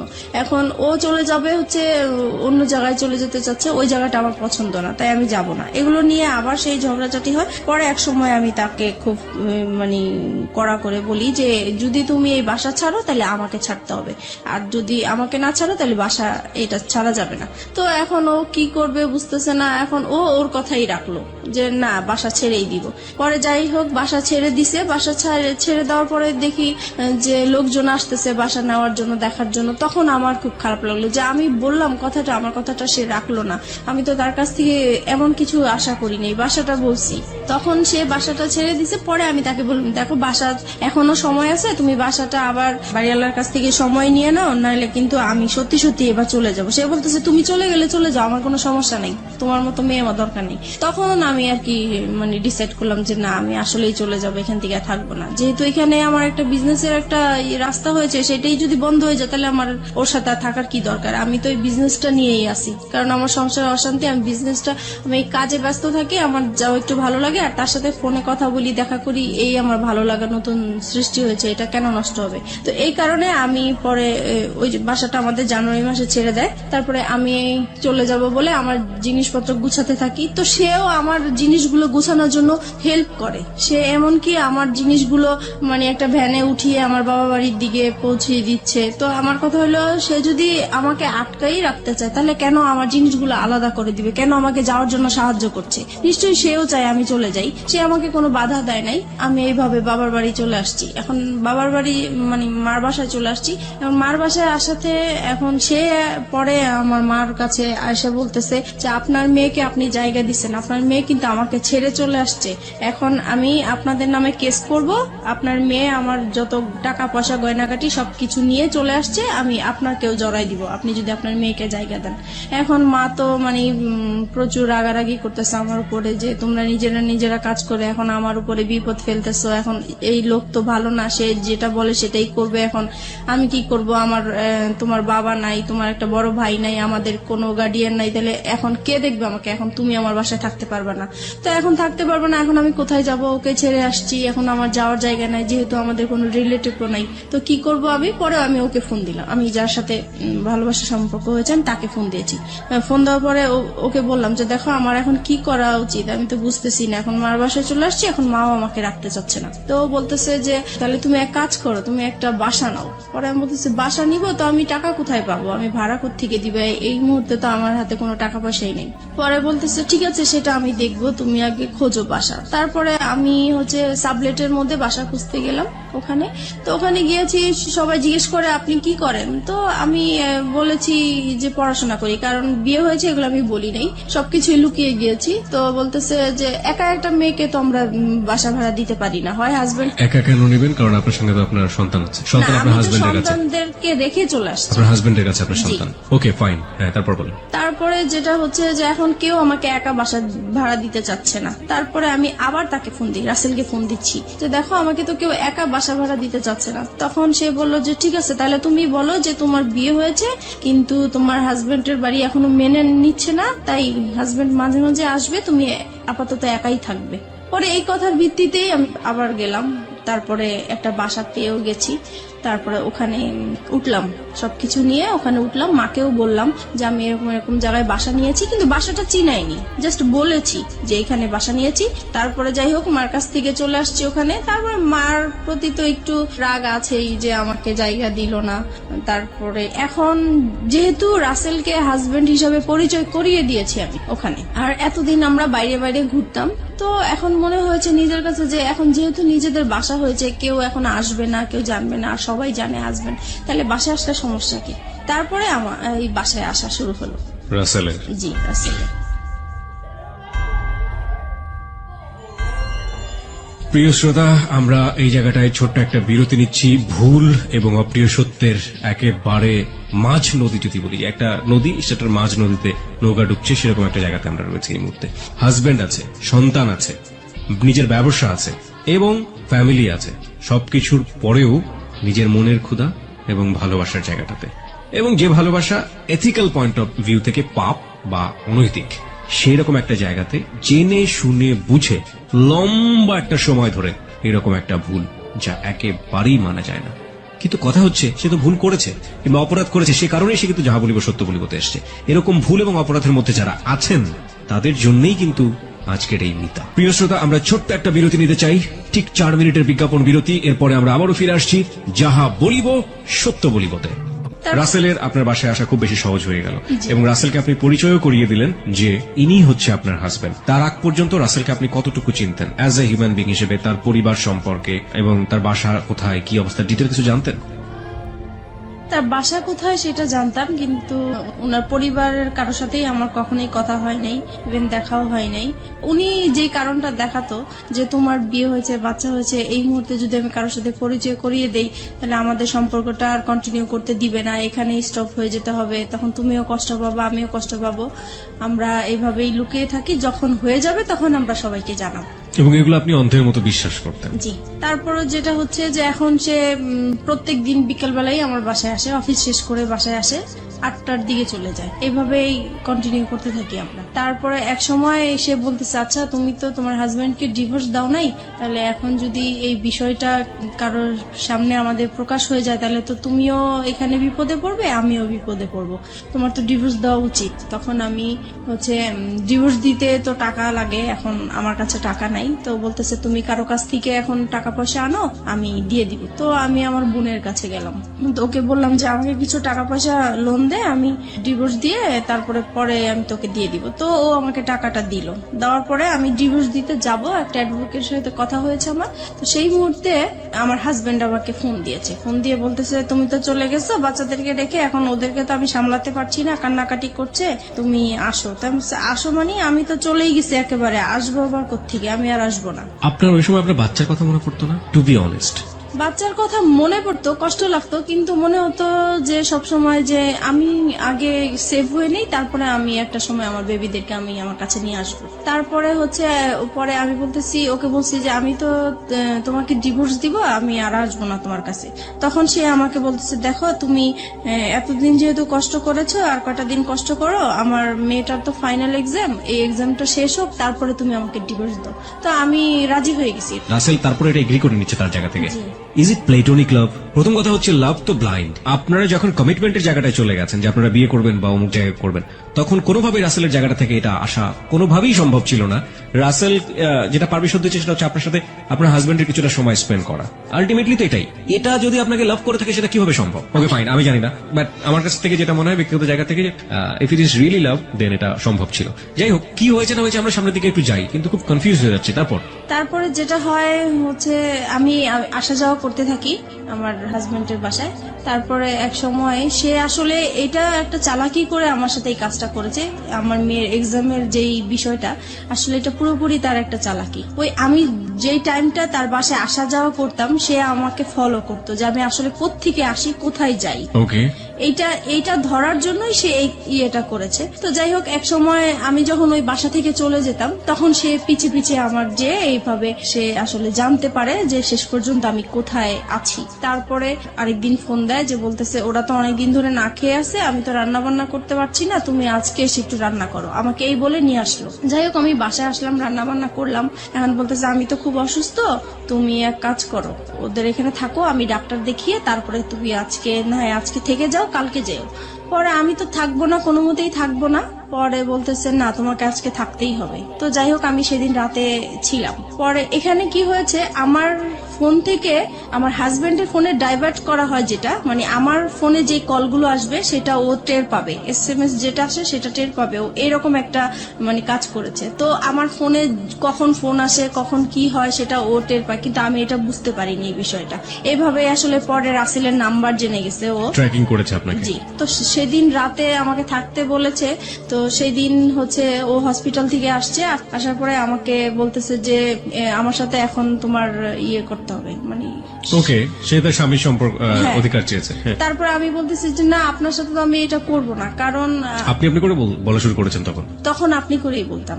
তারপরে বলতেছি যে না, আমি তো আপনার সাথে এই কাজ করতে পারবো না। তখন বলছে কেন করতে পারবো না, তুমি এখন পর্যন্ত আমার ওয়াইফ। পরে আমি বলেছি যে না, আমি করব না তো করবোই না। এখন করব না দেখে সে আমাকে প্রচুর মারধর করলো, যে মশা মারে যে ব্যাট গুলো আছে সেই ব্যাট দিয়ে আমাকে পুরো ব্যাটটা ভেঙে ফেলে আমার শরীরের উপরে। পরে আমার নখ উল্টে যায়, আমার শরীর থেকে রক্ত পড়তে থাকে টপ টপ করে, অনেক মারলো। তারপরে আমাকে বলতেছে যে তুই কোথায় কি করিস, কোথায় থাকিস, সবকিছুই আমি জানি। নাও কাম টু দ্য পয়েন্ট। এতদিন তুই আমাকে এই আমার সাথে কোনো শারীরিক সম্পর্ক করিসনি, সেটার কারণটা আমি এখন খুঁজে পাইছি। তোর বাইরেই চাহিদা মিটে আসিস, এখন আমি বুঝতে পারছি। আজকের পর থেকে তুই এই ঘর থেকে কোথাও বের হইতে পারবি না, তুই এখানেই থাকবি। আমি তো প্রচুর কান্নাকাটি করতেছি, আমার কান্নাকাটি দেখে আমার বাচ্চারা ভয় পেয়ে গেছে, ওরাও কান্নাকাটি করতেছে। তারপর আমি বলতেছি যে এখন আমাকে যেতে দেন, নাহলে যে কোনো বিপদ হবে। পরে বলতেছে যে না, তোকে আমি যাইতে দিব না, তোকে আমি আটকায় রাখবো। আমার মোবাইল, আমার পার্স সবকিছু লক করে দিয়ে, আমাকে পর্যন্ত লক করে দিয়ে সে কোথায় কোথায় জানি 2 দিন ঘুরে আসলো। আমাকে 2 দিন পর্যন্ত বাসায় লক করে রাখছে। আমি এদিক দিয়ে রাসেলের সাথে যোগাযোগ করতে পারছি না, কারোর সাথে যোগাযোগ করতে পারছি না। পরে 2 দিন পরে আমি বললাম যে আজকে যদি আমাকে বের হইতে না দেন তাহলে যে কোনো বিপদ আপনার হবে। আর আমার মেয়েটা বলতেছে বাবা বাবা মাকে যেতে দাও, আর মাকে মেরো না, মাকে যেতে দাও, মা যেখানে ভালো লাগে মা সেখানেই চলে যাক, তুমি মাকে আর মেরো না। তো আমার মেয়ের কথা শুনে সে আমাকে ছেড়ে দিল। তারপরে আমার মোবাইল, আমার পার্স দিল, আমি চলে আসলাম। চলে আসছি, এই ফাঁকে সে কি করেছে, এই যে 2টা দিন সে যে বাইরে ছিল, সেই 2টা দিন হচ্ছে যে আমি যেই বাসায় ছিলাম সেই বাসায় এসে সে সবকিছু দেখিয়েছে। আমার বাচ্চা আছে, আমার বিয়ে হয়েছে, তার সাথে সবকিছু তাদেরকে দেখিয়ে বলছে যে সে এখন পরকীয়া করে এই লোকটার সাথে এখন থাকতেছে, আপনারা যদি আমাকে হেল্প করেন তাহলে আমি তাদেরকে একসাথে ধরতে চাই। তো আমার যে বাসায় আমি ভাড়া নিয়েছি সেই বাড়িওয়ালার ওই এলাকার কিছু বকাটে ছেলেদেরকে হাতে করেছে। তারপরে হচ্ছে আমি বলতেছে যে ও যখনই আপনার বাসায় আসবে সাথে সাথে আমাকে ফোন দিবেন, আমি চলে আসব। পরে আমি তো বাসায় যাওয়ার পরে সাথে সাথে রাসেলকে ফোন দিলাম যে তাহলে তুমি আসো বিকালে, এসে আমাকে ডিভোর্সের টাকাটা দাও, আমি ওকে ডিভোর্স দিব। তো ও পরে বিকালবেলা আসছে। এই সময় আমার বাড়িওয়ালা কি করছে, আমার হাজবেন্ডকে ফোন দিয়ে দিছে। পরে আমার হাজবেন্ড তো 2 বাচ্চাকে নিয়ে ক্যামেরা নিয়ে চলে আসছে, আমাদের ছবি তুলবে, পেপারে দিবে, এই সেই। তারপরে এই লোকজন আসলো, হুড় করে আমার বাসায় আসলো। আমি তো পুরো ভয় পেয়ে গেছি। আমি তো তাকে দেখে অবাক যে সে কিভাবে আমার বাসা চিনলো, কিভাবে আসলো। পরে আমাদের 2 জনের মোবাইল ছিল, মোবাইলটা সে হাতে করে নিয়ে গেল, মোবাইল দিল না। তারপরে রাসেলকে সে মারধর করলো। তারপরে বাড়িওয়ালা ছিল, বাড়িওয়ালারা মারধর করলো রাসেলকে, দেন আমাকেও মারধর করলো। পরে আমার মেয়েটা কান্নাকাটি শুরু করলো যে না, আমার মাকে মেরো না, আমার মাকে মেরো না। পরে আমাকে মারা বন্ধ করছে। রাসেল কি বলছিল? পরে রাসেলকে জিজ্ঞেস করতেছে তুমি কি একে ভালোবাসো? পরে রাসেল সেই মুহূর্তে বলতেছে হ্যাঁ, আমি ওকে ভালোবাসি। তো বলতেছে যে তুমি জানো না যে ওর হাজবেন্ড আছে, বাচ্চা আছে? পরে রাসেল বললো যে না, আমি তো জানি না তার হাজবেন্ড আছে, বাচ্চা আছে, আমি জানি না। এটা কেমন করে হয়? তুমি তার সাথে হাজবেন্ডের মতো ছিলা, তুমি তার দেখেও তো মানুষ বুঝতে পারে যে তার বিয়ে হয়েছে কিনা, বাচ্চা হয়েছে কিনা। পরে বললো যে হ্যাঁ আমি দেখেছি। তখন বলে এই তো তুমি 2 রকম কথা বলতেছো। পরে বলছে যে যাই হোক হয়েছে, আমি এখন ভালোবাসছি, এখন তুমি কি করতে চাও? পরে বলতেছে যে আমি কিছুই করতে চাই না। এখন ওই আমাদের বাড়িওয়ালার লোকেরা বলতেছে তাইলে তোমার সাথে ওর কি বিয়ে হয়েছে? এখন আমি বলতেছি হ্যাঁ আমাদের বিয়ে হয়েছে। কাদের বিয়ে হয়েছে? আপনার এবং রাসেলের? রাসেলের। কারণ আমি এখান থেকে বাঁচার জন্য বলতে চাইছি। আপনি বললেন যে রাসেলের সাথে আপনার বিয়ে হয়ে গেছে, মানে আপনার এক একজন এক এক রকমের কথা বলতেছেন, দিক বিদিক হারা যাকে বলে। তারপর মানে ওই মুহূর্তে কি বলবো, কি বললে বাঁচতে পারবো এটা আসলে বুঝতে পারছি এবং না। সবকিছু হচ্ছে আপনার ছেলে মেয়েদের সামনে। জি। আপনার মেয়ের বয়স কত তখন? তখন আমার মেয়ের বয়স 9 বছর। কোন ক্লাসে পড়ে? তখন সে KG 1-এ পড়ে। ও তো মোটামুটি বোঝে তাহলে কি হচ্ছে। এবং আপনার ছেলে? আমার ছেলে তখন 2.5 বছরের। তারপরে হচ্ছে রাসেলকে জিজ্ঞেস করতেছে তোমরা কি বিয়ে করেছো? পরে আমি বলছি যে হ্যাঁ আমরা বিয়ে করেছি। তো বলছে বিয়ে করেছি তো কাগজপত্র দেখাও। তো বলছে কাগজপত্র তার সাথে নিয়ে ঘুরি না, কাগজপত্র অন্য জায়গায় আছে, আমরা পরে দেখাতে পারবো। পরে বলতেছে না এখনই দেখাইতে হবে। তো বলছে এখন তো দেখানো সম্ভব না। পরে বললো যে তুমি তোমার হাজবেন্ডকে ডিভোর্স দিছো? আমি বলছি না ডিভোর্স দেইনি। পরে তাহলে এইটা কেমন বিয়ে? ডিভোর্স দাও নাই বিয়ে? এটা তো বিয়ে হয়নি আসলে।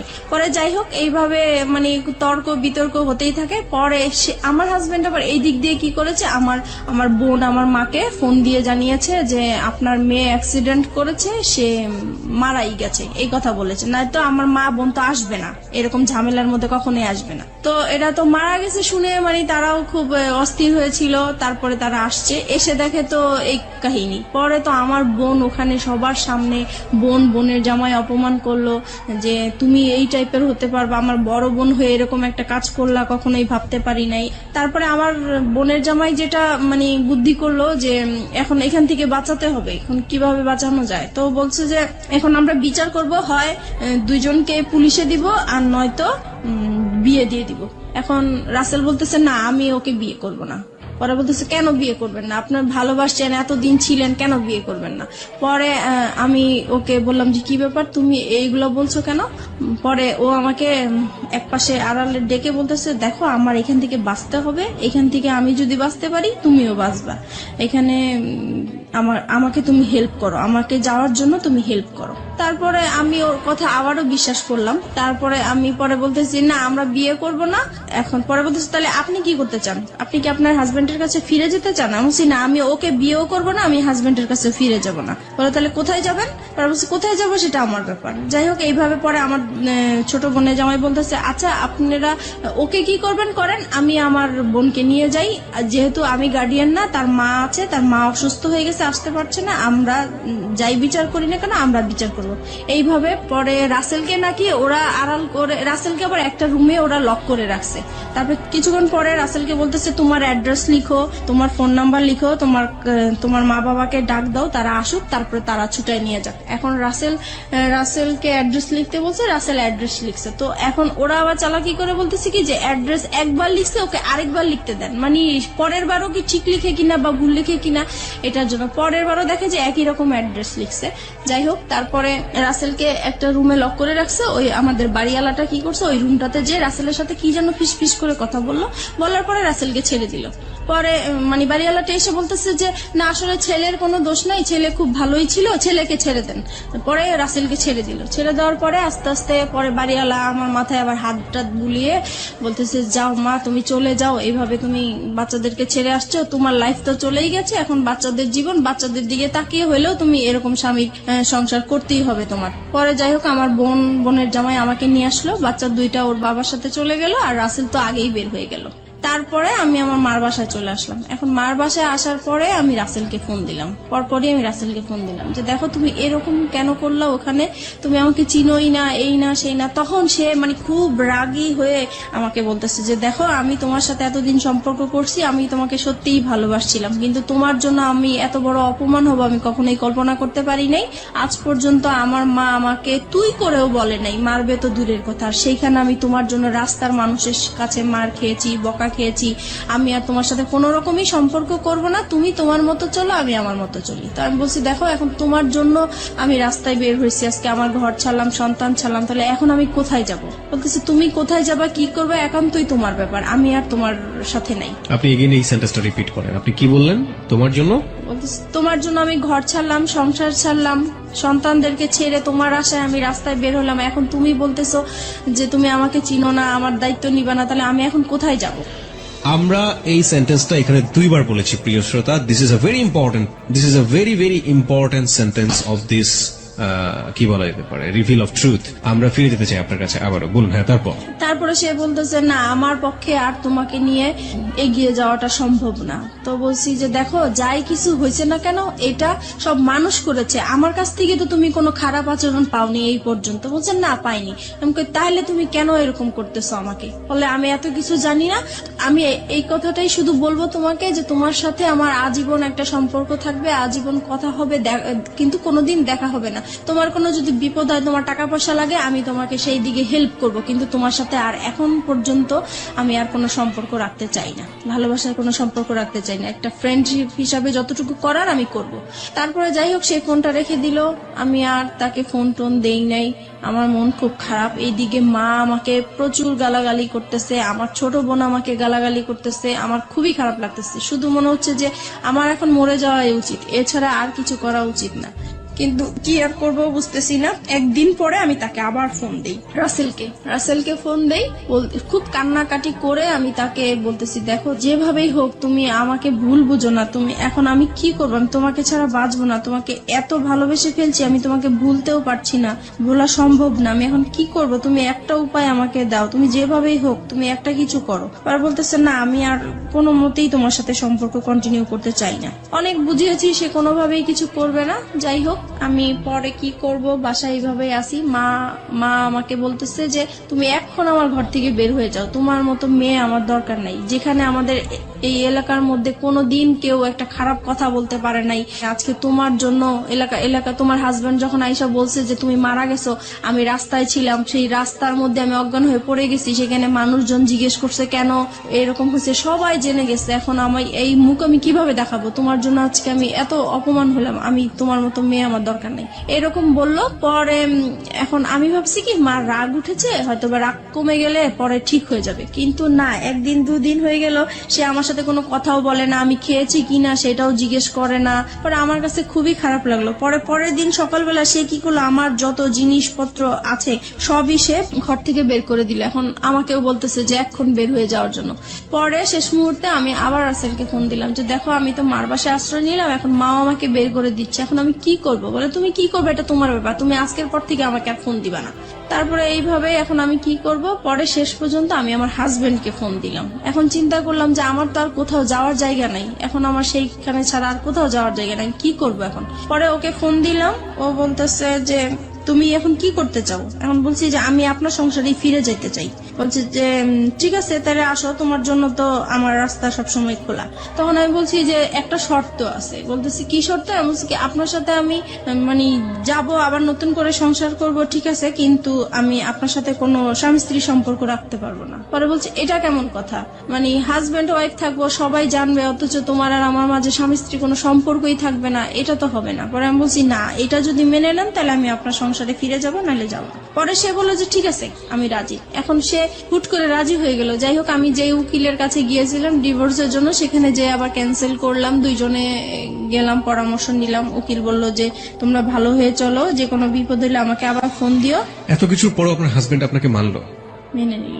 এবং এই মেনে নেওয়াটাকে আপনি ওই মুহূর্তে কি হিসেবে দেখেছেন? ওই মুহূর্তে দেখেছি যে না, আসলে সেই ভালো, আমি যত অন্যায় করেছি কিন্তু সে তো আমাকে মেনে এবং নিয়েছে। আপনি এমন একটা কন্ডিশন তাকে দিলেন যেটা কোনো হাজবেন্ডই কখনোই মানবে না। আপনি সেই কন্ডিশনও সে মেনে নিল এত কিছুর পরে। জি। তারপরে গেলাম। তারপরে যাওয়ার পর থেকে এখন যেটা হয়েছে যে আগে আমি যত তার কাছ থেকে অবহেলা, অত্যাচার, টর্চারিং যা পেয়েছি, এখন দ্বিগুণ সে বেড়ে গেল। এখন সে কথায় কথায় আমাকে বলে এতদিন তো তুই বেটা নিয়েছিলি, এখন কেন এই সেই, মানে বিভিন্ন টাইপের খারাপ ভাষায় গালাগালি করে। তারপরে খুব মারধর, আবারও সেই রকম মারধর। আমার মেয়েটা তখন তো বড় হয়ে গেছে, আমি আমার বাচ্চাদেরকে নিয়ে আলাদা ঘুমাই, সে আলাদা রুমে ঘুমায়। তো সেই মুহূর্তে আমার বাচ্চাদের সামনে এসে সে আমাকে খুব জোর জবরদস্ত করে, সে আমাকে খুব মারধর করে। আবারও সেই আগের মতন মারামারি। রুম কয়টা ছিল আপনাদের? একটাই রুম? না, আমাদের রুম ছিল 4টা। বাসা যে বাসায় ভাড়া থাকতেন সে বাসায় 4টা রুম? আপনাদের পার্সোনাল রুম কয়টা টোটাল? আমাদের পার্সোনাল রুম তো একটাই, মানে ওই রুমের মধ্যেই বাচ্চা কাচ্চা এবং আপনারা থাকতেন? না, আমি আমার বাচ্চাদেরকে নিয়ে থাকতাম আর ও আলাদা রুমে থাকতো। তার মানে 2টা রুম ছিল আপনাদের? জি। তাহলে এই যে এই কাজগুলো যখন হয় বা এরকম যখন, তখন বাচ্চা কাচ্চাদের সামনে মারধর কেন করবে, বা বাচ্চা কাচ্চাদের সামনেই কেন এই ডিমান্ড গুলো আসবে? সে মানে আমাকে বলতো তার রুমে যাওয়ার জন্য, আমি যেতাম না, তাই তখন আপনার রুমে চলে আসতো? আমার রুমে চলে আসতো। তারপরে যেটা হয়েছে, মানে এরকম জোর করতো। একটা সময় আমার বাচ্চারা জাগনা থাকতো, তারপরেও সে জোর জবরদস্ত করতো। আমি তাকে এত বলতাম যে দেখেন আমার বাচ্চাগুলো আছে, ওরা তো বুঝতেছে, কেন আপনি ওদের সামনে এরকম করতেছেন? বলতেছে তুই তো খারাপ হয়ে গেছিস, তুই যে খারাপ এটা ওরা জানার দরকার আছে, ওদের বোঝার দরকার আছে, সেই জন্য এরকম করি। তারপরে থেকে কি হতো, আমি রাতে আর ঘুমাতাম না, আমি সারা রাত জেগে থাকতাম। আমার সারাক্ষণ ভয় করতো যে সে কখন আসে, কখন মারধর করে, তাই ঘুমাতাম না। এক সময় সে আমার বালিশ, আমার কাঁথা এগুলো নিয়ে যেত যেন আমি ঘুমাতে না পারতাম। সে মানে ফ্যান বন্ধ করে রাখতো, লাইট জ্বালায় আপনি এরকম রাখতো। ক্রেজি কেন হয়ে গেলেন? আপনি স্বামী হিসেবে তাকে মানছেন, স্বামীর অধিকার তাকে দিচ্ছেন না কেন? কারণ দিচ্ছি না, আমার শুধু এটা মনে হচ্ছে যে তার জন্যই আমি আমার রাসেলকে হারালাম। সেই মুহূর্তে রাসেলকে মানে ভুলতে পারছি না। রাসেলের জন্য আমার খুব কষ্ট হচ্ছে, যেখানে প্রত্যেক দিন আমি রাসেলের সাথে দেখা হয়, একদিন দেখা না হলে আমার খুব কষ্ট হয়। সেই মুহূর্তে তার সাথে আমার কথা হচ্ছে না, দেখা হচ্ছে না, আর সে মানে রাসেল আমার সাথে এরকম বিহেভ করলো একমাত্র তার জন্যই। এটা মনে হয়েছিল আমার তখন সেই মুহূর্তে। চলুন আমরা ফিরে যাই মিতার কাছে। মিতা, যে জায়গাটিতে আমরা ছিলাম, আপনি বলছিলেন যে আপনার হাজবেন্ডের সাথে, তখনও তিনি আপনার হাজবেন্ড, যদিও আপনি মন থেকে মানতে পারেন না, আপনার কাছে ওনার স্বামীর অধিকার চাওয়াটাই স্বাভাবিক, সেটা আপনি দিতে পারতেন না। এবং সেখানে খুব সহজ সরল একটা কথা আপনি বলেছিলেন একটু আগে, যেটা অনেকেই স্বীকার করবেন না। The real hard truth is যে ওই ছেলেটা, যে ছেলেটার সাথে আপনার অ্যাডাল্টারি সম্পর্ক, অ্যাডাল্টারি মানে অনেকেই বুঝবেন বাংলাতে হয়তো পরকীয়া বলে এটাকে, ওই অ্যাডাল্টারি সম্পর্কের এক ধরনের লাভ বলতেছেন আপনি সেটাকে, এবং মনে হতো যে ওই ছেলেটাকে তো সরে যাওয়ার পেছনে এই আমার হাজবেন্ডই দায়ী। তারপর হচ্ছে এরকম জোরাজোরি করতে থাকে। একদিন আমি বলেছিলাম যে আসলে আমার মনটা তো খুব খারাপ, আমার শারীরিক অবস্থা খারাপ, মানসিক অবস্থা খারাপ, এর জন্য হচ্ছে না, আমি একটু সুস্থ হয়ে নেই। তো বলতেছে তো কি করা উচিত? তো আমি বলতেছি তাহলে আমার একটু ডাক্তারের কাছে যাওয়া উচিত, মানসিক ডাক্তারের কাছে যাওয়া উচিত। তো সে বললো ঠিক আছে তাহলে যাও তুমি। পরে আমি পিজি হসপিটালে যাই, ওখানে দেখাই একজন বিশেষজ্ঞকে। তারপরে সব কথাই উনাকে বললাম, উনি আমাকে প্রেসক্রিপশন করে দিল, আমাকে নিতে বললো। আমি ওই হসপিটালে গিয়েছিলাম, তো ওখানে জ্যামের জন্য আমি কিছু সময় আর কি ব্যয় হয়েছে আমার, তো আসতে দেরি হচ্ছিল। আমাকে ফোনের উপরে ফোন করে যাচ্ছে, ফোনের উপর ফোন করে যাচ্ছে। তো আমি বলতেছি আমি তো জ্যামে পড়ে আছি, এজন্য আসতে দেরি হয়েছে। পরে যাই হোক বাসায় আসলাম, আসার পরে সে কি করলো, আমাকে টেনে নিয়ে অন্য একটা তার রুমে নিয়ে গেল, নিয়ে যে আমার মানে কাপড় চোপড় যা আছে সব খুলে আমাকে চেক করতে লাগলো। তো আমি বললাম কি ব্যাপার, আপনি এরকম করছেন কেন? বলতেছে তুই এত দেরি করলি কেন, নিশ্চয়ই তুই কারোর সাথে কিছু করে আসছিস, সেটাই আমি চেক করছি। তখন এইভাবে আর কি পরে আরো অশান্তি, সেই দিন আমাকে খুব মারধর করলো। পরে আমি চিন্তা করলাম যে না আমি আর থাকবো না, কিন্তু থাকবো না তো কোথায় যাব বুঝতেছি না। পরে সেদিন রাতে আবার সে কোথায় জানি ছিল, বাসায় আসা নেই। পরে সেদিন রাতে আমি আবার মনে হলো যে আমি একটু রাসেলকে ফোন দিই, একটু ট্রাই করে দেখি আমার। পরে আমার কাছে একটা ফোন ছিল, আমি লুকিয়ে রাখছিলাম ওইটা। আমার তো এমনিতে ফোন টোন সব নিয়ে গেছে, তারপরে যেটা ছিল সেটা আমি লুকিয়ে রাখছি। ওইটা বের করে আমার আলাদা একটা সিম ছিল, ওইটা দিয়ে আমি রাসেলকে ফোন দিয়েছি। পরে ফোন দেওয়ার পরে রাসেল কি করলো, মানে খুব কান্নাকাটি, মানে কান্না কান্না কণ্ঠে সে আমার সাথে কথা বললো, আর আমি তো কান্না করতেছি। পরে আমি বলতেছি যে কি ব্যাপার, কেমন আছো? তো সে বলতেছে যে আমি তো ভালো নাই, তোমাকে ছাড়া আমি কিভাবে ভালো থাকবো। তো এটা শুনে আমার আরো বেশি কান্না বলে, কারণ তার প্রতি এখনো আমার ভালোবাসা আছে। তা আমি বলছি কি ব্যাপার, তুমি এরকম কথা বলছো কেন? তোমার জন্যই তো আজকে আমি এখানে চলে আসছি, তুমি কেন এই ধরনের কথা বলতেছে? বলে যে আমি তো তখন বুঝতে পারি নাই তুমি চলে গেলে আমার এতটা কষ্ট হবে, আমি আসলেই খুব কষ্টে আছি। তো বলছি দেখো আমিও তো কষ্টে আছি, আগে যেরকম যন্ত্রণা করতো তার চাইতে এখন আরো বেশি বেড়ে গেছে, তাই আমি থাকতে পারছি না। পরে বলতেছে তাহলে তুমি এক কাজ করো, তুমি আর একটা মাস থাকো, একটা মাস পরে আমি তোমাকে যে কোনো একটা কিছু করব। তো আমি বলছি দেখো আমার কাছে আমি যদি একটা মাস থাকি তাহলে আমার এখানে লাশ বের হবে, আমি আর থাকবো না, ও যেভাবে আমাকে টর্চার করতেছে। পরে বলতেছে তাহলে তুমি কি করতে চাও? এখন আমি বলছি কি দেখো আমি ওকে আজকেই বের হয়ে যেতে চাই, বের হয়ে ওকে আমি একটা ডিভোর্স দিয়ে দিব সাথে সাথেই। তারপরে আমি কারো কাছে ধরো এক মাস, তুমি যেহেতু সময় নিতে চাচ্ছ, এক মাস আমি কোথাও আশ্রয় নিব, তারপরে তুমি যেটা করবে আমি সেটাই প্রস্তুত থাকবো। পরে বলতেছে যে ঠিক আছে তাহলে তুমি যেটাই করো ভেবে চিন্তে করো। পরে আমি কি করলাম, পরে আমি এখন বের হয়ে যাব। পরের দিন চিন্তা করছি, কাপড় চোপড় নিয়েছি, মানে পরেছি। এখন সে আমার পার্টস আর মোবাইল তো আটকে রাখছে, আমি তো নাম্বার কারোর সাথে যোগাযোগ করবো বা কিছু সেই রকম কোনো ব্যবস্থা নাই। পরে আমি বলতেছি আমার পার্টস দেন, আমি একটু বাইরে যাব। সে বলে বাইরে কোথায়? আমি বাইরে আমার একটু কাজ আছে, আমি যাব। সে আমাকে যেতেই দিবে না। পরে এটা নিয়ে অনেক মারধর হইলো। তারপরে বিকাল দিকে বলতেছে কি যে আচ্ছা ঠিক আছে আপনার পার্টস আপনার মোবাইল আমি সবই দিব, কিন্তু এখানে হচ্ছে আমার কথা শুনতে হবে। আমি কি যে কালকে আমরা আমার মেয়েটা যখন বাইরে যেতে চাচ্ছে তাহলে কালকে আমরা ঘুরতে যাই, তারপরে আপনি যা বলবেন তাই আমি শুনবো। তো বলছে ঠিক আছে তাহলে আমার মোবাইল আমার পার্টস আমার কাছে দিয়ে দিতে হবে। বলছে ঠিক আছে দিয়ে দিব। পরে আমি এই সেদিন শুক্রবার ছিল স্কুল বন্ধ ছিল, তো সেই ফাঁকে আমরা ঘুরতে বের হইছি। আর আমার উদ্দেশ্য ছিল যে আমি কোন রকম ঘর থেকে বের হতে পারলেই হয়েছে, এই পরে আমি ওদের সাথে এর জন্য রাজি হয়েছি যাওয়ার জন্য। পরে আমি যখন বাইরে বের হলাম, বের হওয়ার পরে কিছু দূর আসার পরে আমি বলতেছি আপনারা আপনাদের মতো যান, আমি আমার মতো যাই। সে তো এই খেপে গেছে, কি ব্যাপার, মানে কি বলতে চাচ্ছ? আমি বলছি, আমি আর আপনাদের সাথে যাব না। কোথায় যাবো? আমি আমার মতো যাব। কোথায় যাব? আমি যেখানে যাই, আমি আপনার সাথে আর যাবো না, আপনার সাথে থাকবো না। এই বলার পরে সে রাস্তা, তো তখন জুমাবার ছিল, শুক্রবার, সবাই নামাজ পড়ে আসতেছে। এই সময় আমাকে রাস্তার মধ্যে অনেক মারধর করলো। আর রাস্তার মানুষ নামাজ পড়তেছে, পড়ে যাচ্ছে, সবাইকে আমি মানে এত কান্নাকাটি করে বললাম যে আমাকে একটু হেল্প করেন, কেউ আমার দিকে মানে সাহায্যের হাত বাড়িয়ে দিল না। সবাই শুধু বললো যে আপনারা স্বামী স্ত্রী ঝগড়া করছেন, বাসায় যে করেন, এটা বাহিরে নিয়ে আসেন না, মানুষ খারাপ বলছে। কিন্তু আমি যে বাসায় কতটা অত্যাচার হচ্ছি সেটা তো মানুষ বুঝতেছে না। আমি বলার চেষ্টা করতেছি, কেউ আমাকে মানে হেল্প করতে চাচ্ছে না। যাই হোক, তারপরে পরে আমি বললাম যে ঠিক আছে, আমি আসলে যাচ্ছি আমার অ্যাডভোকেটের কাছে, আমাকে যেতে দেন। পরে সে বলল যে ঠিক আছে, আমিও যাবো। আমি বলছি, তো চলেন যাই। পরে রাজি হলো, পরে রিক্সা নিল, আমরা রিক্সার মধ্যে উঠলাম। পরে রাস্তায় যে সার্জন থাকে, আমি হঠাৎ করে সার্জনকে দেখে রিক্সা থেকে নেমে গেলাম। পরে আমি সার্জনকে বললাম যে আপনি আমাকে একটু হেল্প করতে পারেন? তো বলে কি বিষয়? আমি বলছি, আমার হাজবেন্ড ওয়াইফের একটু ঝগড়া চলছে, আমি আসলে ওর সংসার করতে চাচ্ছি না, কিন্তু আমাকে ঘর থেকে বের হতে দিচ্ছে না, আমাকে ডিভোর্সও দিতে দিচ্ছে না। পরে বলছে যে এটা তো আসলে ফ্যামিলি সমস্যা, এটা তো আমরা কিছু করতে পারি না। আমি বলছি, না, আমি আসলে ওর সাথে কোনো মতেই যাব না, আপনি যে কোনো আমাকে একটা হেল্প করেন। পরে ওনারা সেটা হচ্ছে রামপুরা থানার এরিয়াতে, তখন সে থানায় ফোন দিয়েছে। পরে থানা থেকে গাড়ি আসছে, পরে আমাকে নিয়ে গেছে থানায়। পরে থানায় যাওয়ার পরে আমার বাচ্চারাও আমার সাথে ছিল। যখন থানায় গিয়েছি তখন ওই পুলিশরা জিজ্ঞেস করতেছে কি ব্যাপার, আপনার সমস্যা কি? তারপর আমি সবকিছু খুলে বললাম। এখানে একটা জিনিস আমি মিস করে গেছি, যেদিন বৃহস্পতিবার দিন রাতে সে যখন আমার সাথে মানে রাতে এসছিল জন্য, তখন আর কি আমি দেখে সে পরে আমার রুম থেকে চলে গেছে। চলে যাওয়ার কিছুক্ষণ পরে যখন আমি ঘুমায় পড়ছি, তখন সে কি করছে, ওই যে মশলা বাটে পাটা পুতা যেটা বলা হয়, ওইটা নিয়ে আসছে, আমার মাথায় বাড়ি দিয়ে আমাকে মেরে ফেলবে। পুতা দিয়ে মেরে ফেলতে চাইছিল, সেটা আমার মেয়ের জন্য আমি বেঁচে গেছি। তারপরে শুক্রবারে আমি ডিসাইড করলাম যে এখানে আর আমি থাকবো না, যেহেতু আমার জীবনের ঝুঁকি হয়ে যাচ্ছে।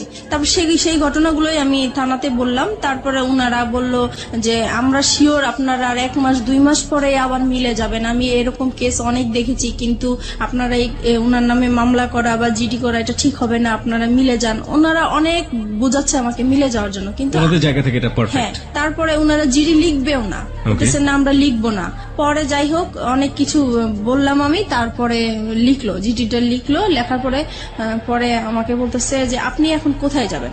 আমি এখন আমার একটা দুঃসম্পর্কে বোন আছে, ওনার বাড়িতে যাব, ওখান থেকে যেয়ে আমি তাকে ডিভোর্স দিব।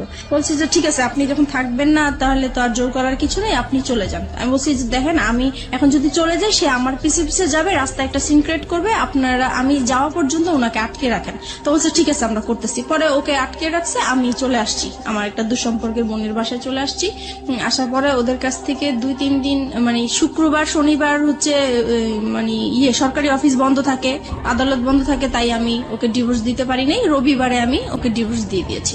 ওকে, তারপর ডিভোর্স দেওয়ার পরে আমি পরে রাসেলকে জানিয়েছি যে দেখো, আমি ওকে ডিভোর্স দিয়েছি, আমি চলে আসছি। পরে বলছে ঠিক আছে, তাহলে তুমি এখন কি করতে চাও? তুমি যদি এখন ঢাকায় থাকো তাহলে তো তোমাকে ধরে নিয়ে আবার, আর ডিভোর্সের বিষয়টা আমাকে উকিল বলেছে যে 3 মাসের মধ্যে যদি আপনাদের আবার মিল হয়ে যায় তাহলে এই ডিভোর্সটা ক্যান্সেল হয়ে যাবে, আর 3 মাসের পরে যদি কিছু হয় তাহলে ডিভোর্সটা সম্পূর্ণ হবে।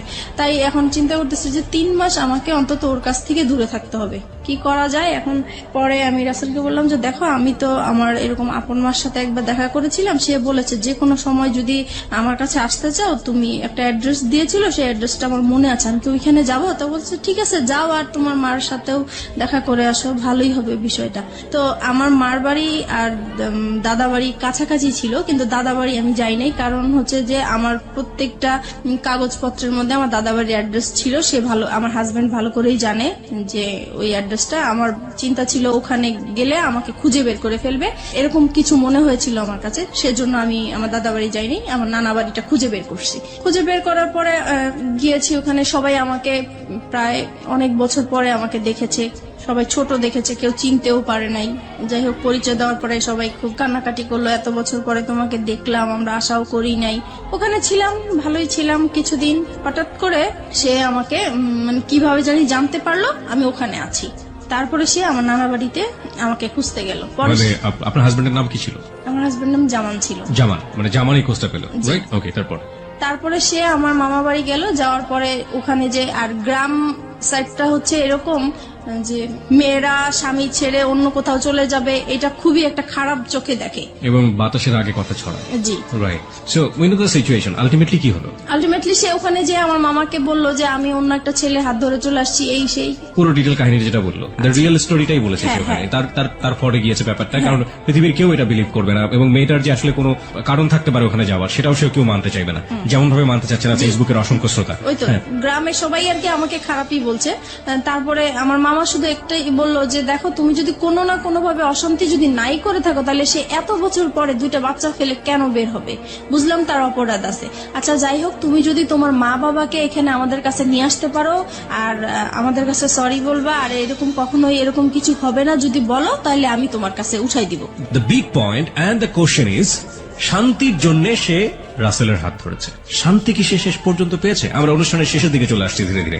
ওকে ফাইন, আমি রাসেলের প্রসঙ্গে স্ট্রিক্ট থাকতে চাই। রাসেলকে আপনি তো ডিভোর্স দিয়ে দিলেন, তারপরে কি আপনি বললেন যে এবার আমাদের বিয়ে করা উচিত? রাসেলকে হ্যাঁ বলেছি, তো সে তখন বলেছে সে কি বলে? তখন বলেছে যে 3 মাস পার না হলে তো করতে পারবে না। ফাইন, 3 মাস পরে কি হলো?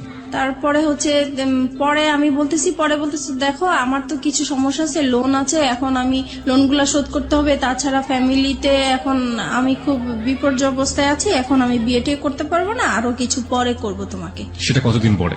সেটা বলতেছে সেটা 6 মাস হতে পারে, 1 বছর হতে পারে। পুরোপুরি অনিশ্চয়তা। জি। ততদিনে কি আপনার ছেলে মেয়েগুলো কি আপনার কাছে থাকে নাকি আপনার জামানের কাছে? জামানের কাছেই থাকে। 3 মাস পরে, মানে ডিভোর্স হয়ে যাওয়ার 3 মাস পরে, আলটিমেটলি যখন ডিভোর্সটা অ্যাক্টিভ হয়ে গেল, জি। তাই তো? তখন আপনি কি করছিলেন? তখন আমি হচ্ছে মানে জায়গায় জায়গায় আশ্রয় নিয়ে বেড়াচ্ছি, যেহেতু আমার নানা বাড়ি চিনে ফেলেছে, নানা বাড়ি আর থাকা যাবে না, সেজন্য আমি আমার মা থাকতো ঢাকায় গাজীপুরে চলে গিয়েছি। তারপরে গাজীপুরে যাওয়ার পরে ওখানেও সে বের করে ফেলেছে। আর ওখানে একটা ইতিহাস হয়েছে, যেটা হচ্ছে যে আমার মার যে দ্বিতীয় হাজবেন্ড, ওনার সাথে আমার হাজবেন্ডের এক্স হাজবেন্ডের আর কি একটা ভালো সম্পর্ক হয়ে গেছে। আর আমার হাজবেন্ড হচ্ছে তাকে টাকার লোভ দেখিয়েছে যে আপনি যদি ওকে আমার হাতে তুলে দিতে পারেন তাহলে আপনাকে টাকা দিব। আপনার হাতে তুলে, মানে ওর হাতে তুলে দিলে লাভটা কি হবে? ও কি করতে চায় আপনার সঙ্গে? আমার সাথে মানে সে সংসার করবে। এখনো সে সংসার করবে? হ্যাঁ, এখনো সে সংসার করবে। মানে ডিভোর্স হয়ে যাওয়ার পরও সে সংসার করবে। কেন করবে? কেন করবে সেটা আমি জানি। সে সবাইকে কষ্ট দেখায় যে 2টা বাচ্চার জন্য হলেও আমি তাকে নিতে চাই। সে যত কিছুই করুক না কেন, আমি 2টা বাচ্চার জন্য হলেও সংসার করতে চাই। ওকে। পরে উনি এরকম আর কি। আর তারপরে এই যখন ওনাকে টাকার লোকটা দেখিয়েছে, তারপর থেকে ওই লোকটা আমাকে সবসময় জ্বালাতন করতো, বলতো চলে যাও, তুমি থাকতে পারবে না আমার বাসায়, এই সেই অনেক যন্ত্রণা করতো। পরে একটা সময় আমার আর ওইখানে থাকা হতো না, আমি খুব কষ্ট পেতাম। পরে আমি চিন্তা করলাম যে আমি এখন কোথায় যাব, সবকিছুই তো হারিয়ে ফেললাম, কার কাছে এখন যে আশ্রয় নিতে পারি। তখন আমার মাথায় একটা জিনিস আসলো যে আমি এখন পর্যন্ত আমার বাবার কাছে যাইনি, আমার বাবার আশ্রয়টা বাকি আছে, আমি সেখানে যাব। পরে আমি বাবাকে খুঁজে বের করলাম, পরে বাবার কাছে আমি আশ্রয় নিলাম। বাবার কাছে আশ্রয় নেওয়ার পরে সে আবার ওই একইভাবে মানে টের পেয়ে গেল আমি বাবার কাছে আছি। তারপরে হচ্ছে সে আমার সাথে ওইখানে আসছে, আমার বাবার কাছে আসছে, এসে আমার বাবাকে বিশ্রী ভাষায় গালাগালি করলো, আমাকে গালাগালি করলো, করার পরে আমাকে থ্রেট দিল যে মেরে ফেলবে, আমার বাবা সহ মেরে ফেলবে, এই সেই। পরে আমি আবার জিডি করতে গেলাম ওর নামে, যেহেতু আমাকে থ্রেট দিচ্ছে আমি এখন ওর নামে জিডি করব। পরে আমি রামপুরা থানায় আবার গেলাম, যাওয়ার পরে বলতেছে যে আপনি এখন যে এরিয়ায় আছেন ওই থানায় যেয়ে বলবেন, এখন আর আমাদের কোনো কাজ নেই। তারপরে আমি এখন যে এরিয়া আছি ওই থানায় গেলাম, ওই থানায় যাওয়ার পরে সে আর কি আমাকে জিডিটা লিখলো। তারপরে বলতেছে যে এবার আচ্ছা আমরা তো জিডি লিখছি, আমাকে চা খাওয়ার জন্য পয়সাটা দেন, কিছু পয়সা দেন। পরে বলতেছি যে দেখেন আমার কাছে তো কোনো পয়সা নাই, আমার অবস্থা খুবই খারাপ। তো বলতেছে আপনাকে দেখে তো মনে হয় না যে আপনার কাছে পয়সা নাই। আমাকে দেখেন পুলিশ ঘুষ চাচ্ছে আর কি। জি। তো আমি বলতেছি দেখেন সত্যিই আমার কাছে পয়সা নাই। বলে পয়সা না থাকলে আপনি এত পাংপুং করে বেড়ান কেন? তো বলছি এটা তো আমার অভ্যাস হয়ে গেছে, এখন আমি যদি ভালো থাকতে চাই এখন আমি কিভাবে খারাপ থাকবো, ইচ্ছা করে কিভাবে খারাপ থাকবো? বলা অত কিছু বুঝি না, আমাদের চা খাওয়ার জন্য পয়সা দিতেই হবে। তো আমি পরে পার্সটা ওনাকে দেখিয়ে দিলাম যে দেখেন এই যে আমার সত্যি আমার কাছে টাকা নেই। পরে যাই হোক উনি কোন রকমের জিডিটা লিখে আমার কাছে একটা পেপারস দিল, দিয়ে পরে বললো যে এবার আপনি যান।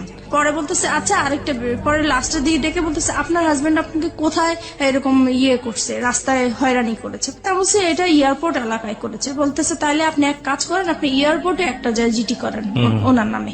পরে আমি কি করলাম, আমি সাথে সাথে আবার এয়ারপোর্ট থানায় গেলাম। তো এয়ারপোর্ট থানায় গিয়েছি, পরে বলেছি সব বিষয়টা। পরে বলছে তাহলে তো আপনি ওখানে জিডি করেছেন, এখানে জিডি তো বারবার তো জিডি হয় না। তা বলছে উনারাই পাঠাইছে, আমি এখন কি করব। পরে দেখি আপনার জিডি পেপারটা দেখি, তো ওই এসআইটা পেপারটা দেখে বলতেছে আপনার তো জিডি কমপ্লিট হয় নাই। আমাকে কেন? বলছে না এটা তো থানার সিল থাকবে এবং আপনার এইটা কে হ্যান্ডেল করবে সেই অফিসারের নাম থাকবে, কিন্তু এখানে তো কিছুই নেই। বলে আসলে আমার কাছে উনি টাকা চেয়েছিল তো আমি দিতে পারি নাই, হয়তো বা এটা হচ্ছে। পরে উনি আবার ওই থানায় ফোন দিল, তারপর ওনাদেরকে বললো কেন আপনারা এই কাজটা করলেন, তাড়াতাড়ি ওনার কাজটা কমপ্লিট করেন। পরে আমাকে আবার পাঠালো।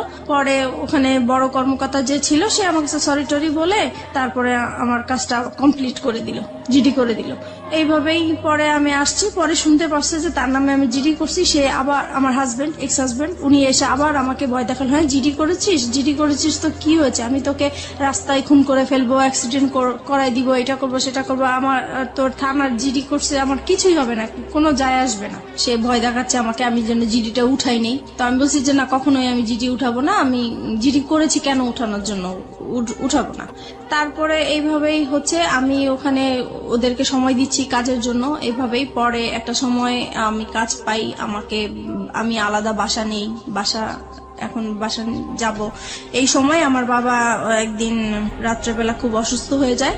অসুস্থ হওয়ার পরে আমার বাবা ব্রেন স্ট্রোক করে মারা যায়। তখন আমি খুবই অসহায় হয়ে গেছি। এখন আমি একা একটা মেয়ে মানুষ, আমার বাবা মারা গেছেন, এখন আমি আমার বাবাকে নিয়ে কি করব, কিভাবে বাড়িতে যাব, কি করব। তখন আমি যে আমাকে কাজ দিয়েছে আমি তাকে ফোন দিয়েছি। ফোন দেওয়ার পরে বলতেছি, তা উনি বলতেছে ঠিক আছে আমি এক্ষুনি আসছি। পরে আসার পর উনি ডক্টর নিয়ে আসলেন, পরে দেখলো যে হ্যাঁ সত্যি মারা গিয়েছেন।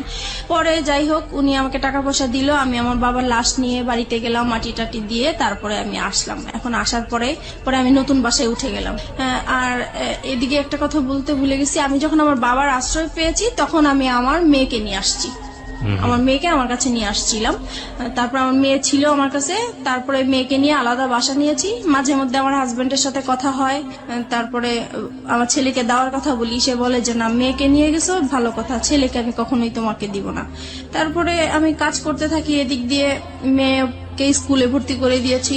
আমি আপনাকে কিছু কোশ্চেন করবো এই মুহূর্তে, কোশ্চেনগুলো খুব ছোট ছোট করে আমি জানতে চাই। প্রথম কথা হচ্ছে যে আপনি শেষ পর্যন্ত ছেলে এবং মেয়ে দুটো পেয়েছেন আপনার কাছে, রাইট? পেয়েছি। এটা কি আপনি আইডি লড়াইয়ের মাধ্যমে পেয়েছেন নাকি আলটিমেটলি কোনো ব্যবস্থা করে তাদেরকে নিয়ে না, ওই এসেছেন? যে আমার বসরা যে পাওয়ারফুল, ওনাদেরকে পাওয়ার দেখিয়ে মানে ওদেরকে নিয়ে বসরা পাওয়ারফুল মানে আমার বস তো রাজনীতির সাথে জড়িত। মানে আপনি আলটিমেটলি যেখানে কাজ করতেন বা যে ধরনের যার কাছ থেকে সাপোর্ট পেতেন তিনি রাজনীতির সাথে জড়িত ছিলেন, জি। তিনি আপনাকে এমনি এমনি সাহায্য করতেন? জি, এমনি এমনি কি ওই দুনিয়া আজকালকে সাহায্য করে? সাহায্য করে। এবং তাও আপনার মতো মানুষকে কেন করতে যাবে সে সাহায্য? উনি একটা অসহায় মেয়ে মানুষ হিসেবে আমাকে সাহায্য করেছে। আর ওনার একটা আশা ছিল, প্রথমে আমি বুঝতে পারি নাই। একদিন সে আমাকে বলেছিল যে তুমি যদি কিছু মনে না করো আমি তোর সাথে একটা কথা বলবো। তো বলতেছে যে আমি তোমাকে বিয়ে করতে চাই। তো আমি বলছি যে না আসলে আমি আপনাকে বিয়ে করতে পারবো না। তখন বলে যে কেন করতে পারবো না? তো আমি বলছি যে আসলে আমি একজনকে ভালোবাসি, তার সাথে আমি এখনো আছি, সে আমাকে বিয়ে করবে, আমি তার সাথে কমিটমেন্টে আছি। Okay fine. তখন আপনি রাসেলের সাথে কমিটমেন্টে আছেন? জি। মানে রাসেলের সাথে এক ধরনের লিভ টুগেদার আপনি করছেন উইদাউট বিয়ে, এক ধরনের শারীরিক অনৈতিক সম্পর্ক, রাইট? জি। এবং যে বসের কথা এখানে আসছিল উনি আপনাকে কতদিন পর্যন্ত সাপোর্ট করেছিলেন, না এখনো করছেন? কে বস? হ্যাঁ? জি, এখনো সে করছেন। এখনো সে আপনাকে সাপোর্ট করে যাচ্ছেন উইদাউট এনি ইন্টারেস্ট? জি। ওকে। এবং তার সাহায্যে, তার রাজনৈতিক ক্ষমতার বলেই আপনি আপনার মেয়েটাকেও ছেলেটাকেও দুজনকে আপনার কাছে পেয়েছি। রেখেছেন? জি। ওকে। রাসেল এখন কি বলে, আমাকে রাসেলের শেষ অবস্থাটা বলেন। রাসেলের সাথে এখন আমার সম্পর্ক মোটামুটি নাই বলা চলে। নাই বললেই চলে। কেন? কারণ সে আমার একটা ফল্ট পেয়ে, মানে আসলে এটা ফল্ট না, কিন্তু সে ফল্ট ধরে জাস্ট আমাকে বলতেছে তোমার এই ফল্টের জন্য আমি আর তোমার সাথে সম্পর্ক রাখবো Which না। fault? ফল্টটা হচ্ছে যে আমি যেহেতু বাইং হাউসের কাজ করি, আমার বাইরেদের সাথে কন্ট্যাক্ট করতে হয়, বাইরেদেরকে মেসেজ পাঠাতে হয়। তো একটা মেসেজ অবশ্য আমি ব্যক্তিগতভাবে পাঠিয়ে ফেলছিলাম, তো সেই মেসেজটা সে দেখেছে, দেখার পরে সে ওইটাকেই ফল্ট মনে করেছে। তো বলতেছে আমি তোমাকে কাজ করার জন্য সুযোগ দিয়েছি। জীবনে কোনোদিন সে আপনাকে সেই ধরনের কথা বলেছে যে একজন মানুষকে ভালোবেসে সংসার করে তাকে ছেড়ে আসছো, আমাকেও যে ছেড়ে যাবা না তার কোনো কি নিশ্চয়তা আছে? কখনো কি আপনাকে সেই ধরনের কোনো কথা বলেছে, রেগে হোক বা অন্য কোনো ভাবে হোক? না, এইটা আমাদের সম্পর্ক যতদিন ভালো ছিল ততদিন এই কথাটা সে বলে। ভালো মন্দের জায়গাতে আমি যেতে চাই না, আমি শুধু বলতে চাই যে তার মুখ থেকে কখনো আপনি এই ধরনের কথা শুনেছেন কিনা? লাস্টের দিকে শুনেছি। লাস্টের দিকে শুনেছেন। This is the real fact. Okay, যেটা হচ্ছে যে রাসেল এখন কি বাংলাদেশে আছে, মানে আপনার আশেপাশে আছে? না, রাসেল এখন বাংলাদেশেই নেই। বাংলাদেশেই নাই? কোথায় আছে সে? সে এখন আমেরিকায় আছে। আমেরিকাতে আছে। শেষ পর্যন্ত আপনি কি জেনেছেন তার সম্পর্কে, তার ফ্যামিলি সম্পর্কে? সে লাস্টে আমাকে যখন সে যেদিন চলে যাবে সেদিন আমাকে ফোন দিয়ে বলতেছে, দেখো ওই ফোন টোন বা SMS ওগুলো আসলে কিছুই ছিল না, তুমি আমাকে সরাসরি যদি তোমাকে বলি আমি বাইরে চলে যাচ্ছি, আমাকে তো যেতে দিবে না, তাই আসলে ওই রকম কিছু বলা হয়েছে। এখন যেটা হচ্ছে যে আমি চলে যাচ্ছি, সে আমার কাছে লুকিয়েছে পুরো বিষয়টা। সে বলেছে যে সে ভিজিট ভিসায় যাচ্ছে কিন্তু কানাডায় যাচ্ছে, এই কথা বলতেছে। আমি 3 মাস পরে চলে আসবো, 3 মাস পরে তুমি যা বলবো আমি তাই শুনবো, আমি তোমাকে ছাড়া থাকতে পারবো না। তো এইভাবেই পরে কথাই হচ্ছে, উনি বাইরে থেকেও আমার সাথে কথা বলছে। হঠাৎ একদিন আমার কেন জানি মনে হইলো যে সে আর মানে আমার সাথে নাই, কেমন জানি সে আলাদা। বাইরে যাওয়ার পরে একটু ফোন কম করে, তারপরে মাঝখানে সে বলছে যে দেখো তোমাকে বলছি, তুমি যদি কোনো ব্যবস্থা ভালো কিছু পাও, ভালো কোনো অফার পাও, তুমি চলে যাও, আমার আশায় থেকো না। আর যদি আমার আশায় থাকো তাহলে হবে কি হবে না এর কোনো গ্যারান্টি আমি দিতে পারবো না, এখন সবকিছু তোমার উপরে। তো এটা বলার পরে আমার খুব খারাপ লাগছিল। পরে যেভাবেই হোক আমি কোনো না কোনো ভাবেই তার একটা খোঁজ নিয়েছি, তারপর তার বোনের একটা নাম্বারে আমি ফোন দিয়েছি। ফোন দেওয়ার পরে আমি তার ফ্রেন্ড হিসেবে কথা জিজ্ঞেস করতেছি যে রাসেল কোথায়, রাসেলকে তো অনেকদিন ধরে পাচ্ছি না, ফোনে কোথায় গেছে। তখন সে বললো যে আমার ভাই তো আমেরিকায় চলে গেছে। তো আমি বলছি আমেরিকায় কেন হঠাৎ করে চলে গেল? বলে ও তো ওর ওয়াইফের কাছে চলে গেছে। তখন আমি শর্ট হয়ে গেছি কথাটা শুনে। তারপরে আমি বললাম যে ওয়াইফ মানে সে কবে বিয়ে করেছে? বলতেছে সে তো 3 বছর আগে বিয়ে করেছে।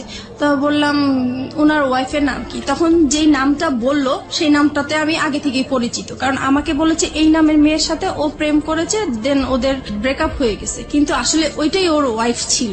আর যখন ব্রেকআপ হয়ে গেছে তখনই ওর বউ বাইরে চলে গিয়েছিল, সেই টাইমটা সে আমার সাথে পাস করেছে। এখন বুঝতে পারছি যে সে মানে আসলে টাইম পাস করার জন্যই আমার সাথে রিলেশন করা। এত বড় ভুল একজন মানুষ কখন করতে পারে? মানে আমি ঠিক জানি না, ভালোবাসলেই বোধহয় সম্ভব না। লাভ রানস ব্লাইন্ড একটা কথা আছে যে ভালোবাসা হচ্ছে অন্ধ, এবং একটা মানুষকে কতটা অন্ধ করে দিলে একটা মানুষ এই কাজটা আসলে করতে পারে। আমি ওর ভালোবাসার অন্ধ ছিলাম। ও এরকম কিছু কথা বলতো যা আমার কাছে খুবই মানে ভালো লাগতো এবং বিশ্বাসযোগ্য ছিল।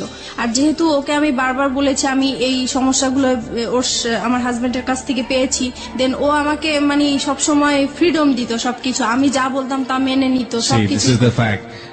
এখন আপনি তো বুঝতে পারছেন যে কেন মেনে নিত। জি, কারণ তার ওয়াইফ ছিল, এটা তার জন্য একটা বোনাস ছিল। কিন্তু আমি রূঢ় কখনো ভাষায় যদি বুঝতে বলে দিই। পারিনি, কারণ সে রাতের পর রাত আমার সাথে কথা বলেছে, সে সারাদিন কথা বলেছে, ইভেন কি প্রত্যেক দিন আমরা দেখা করেছি, আমার বাসায় এসেছে।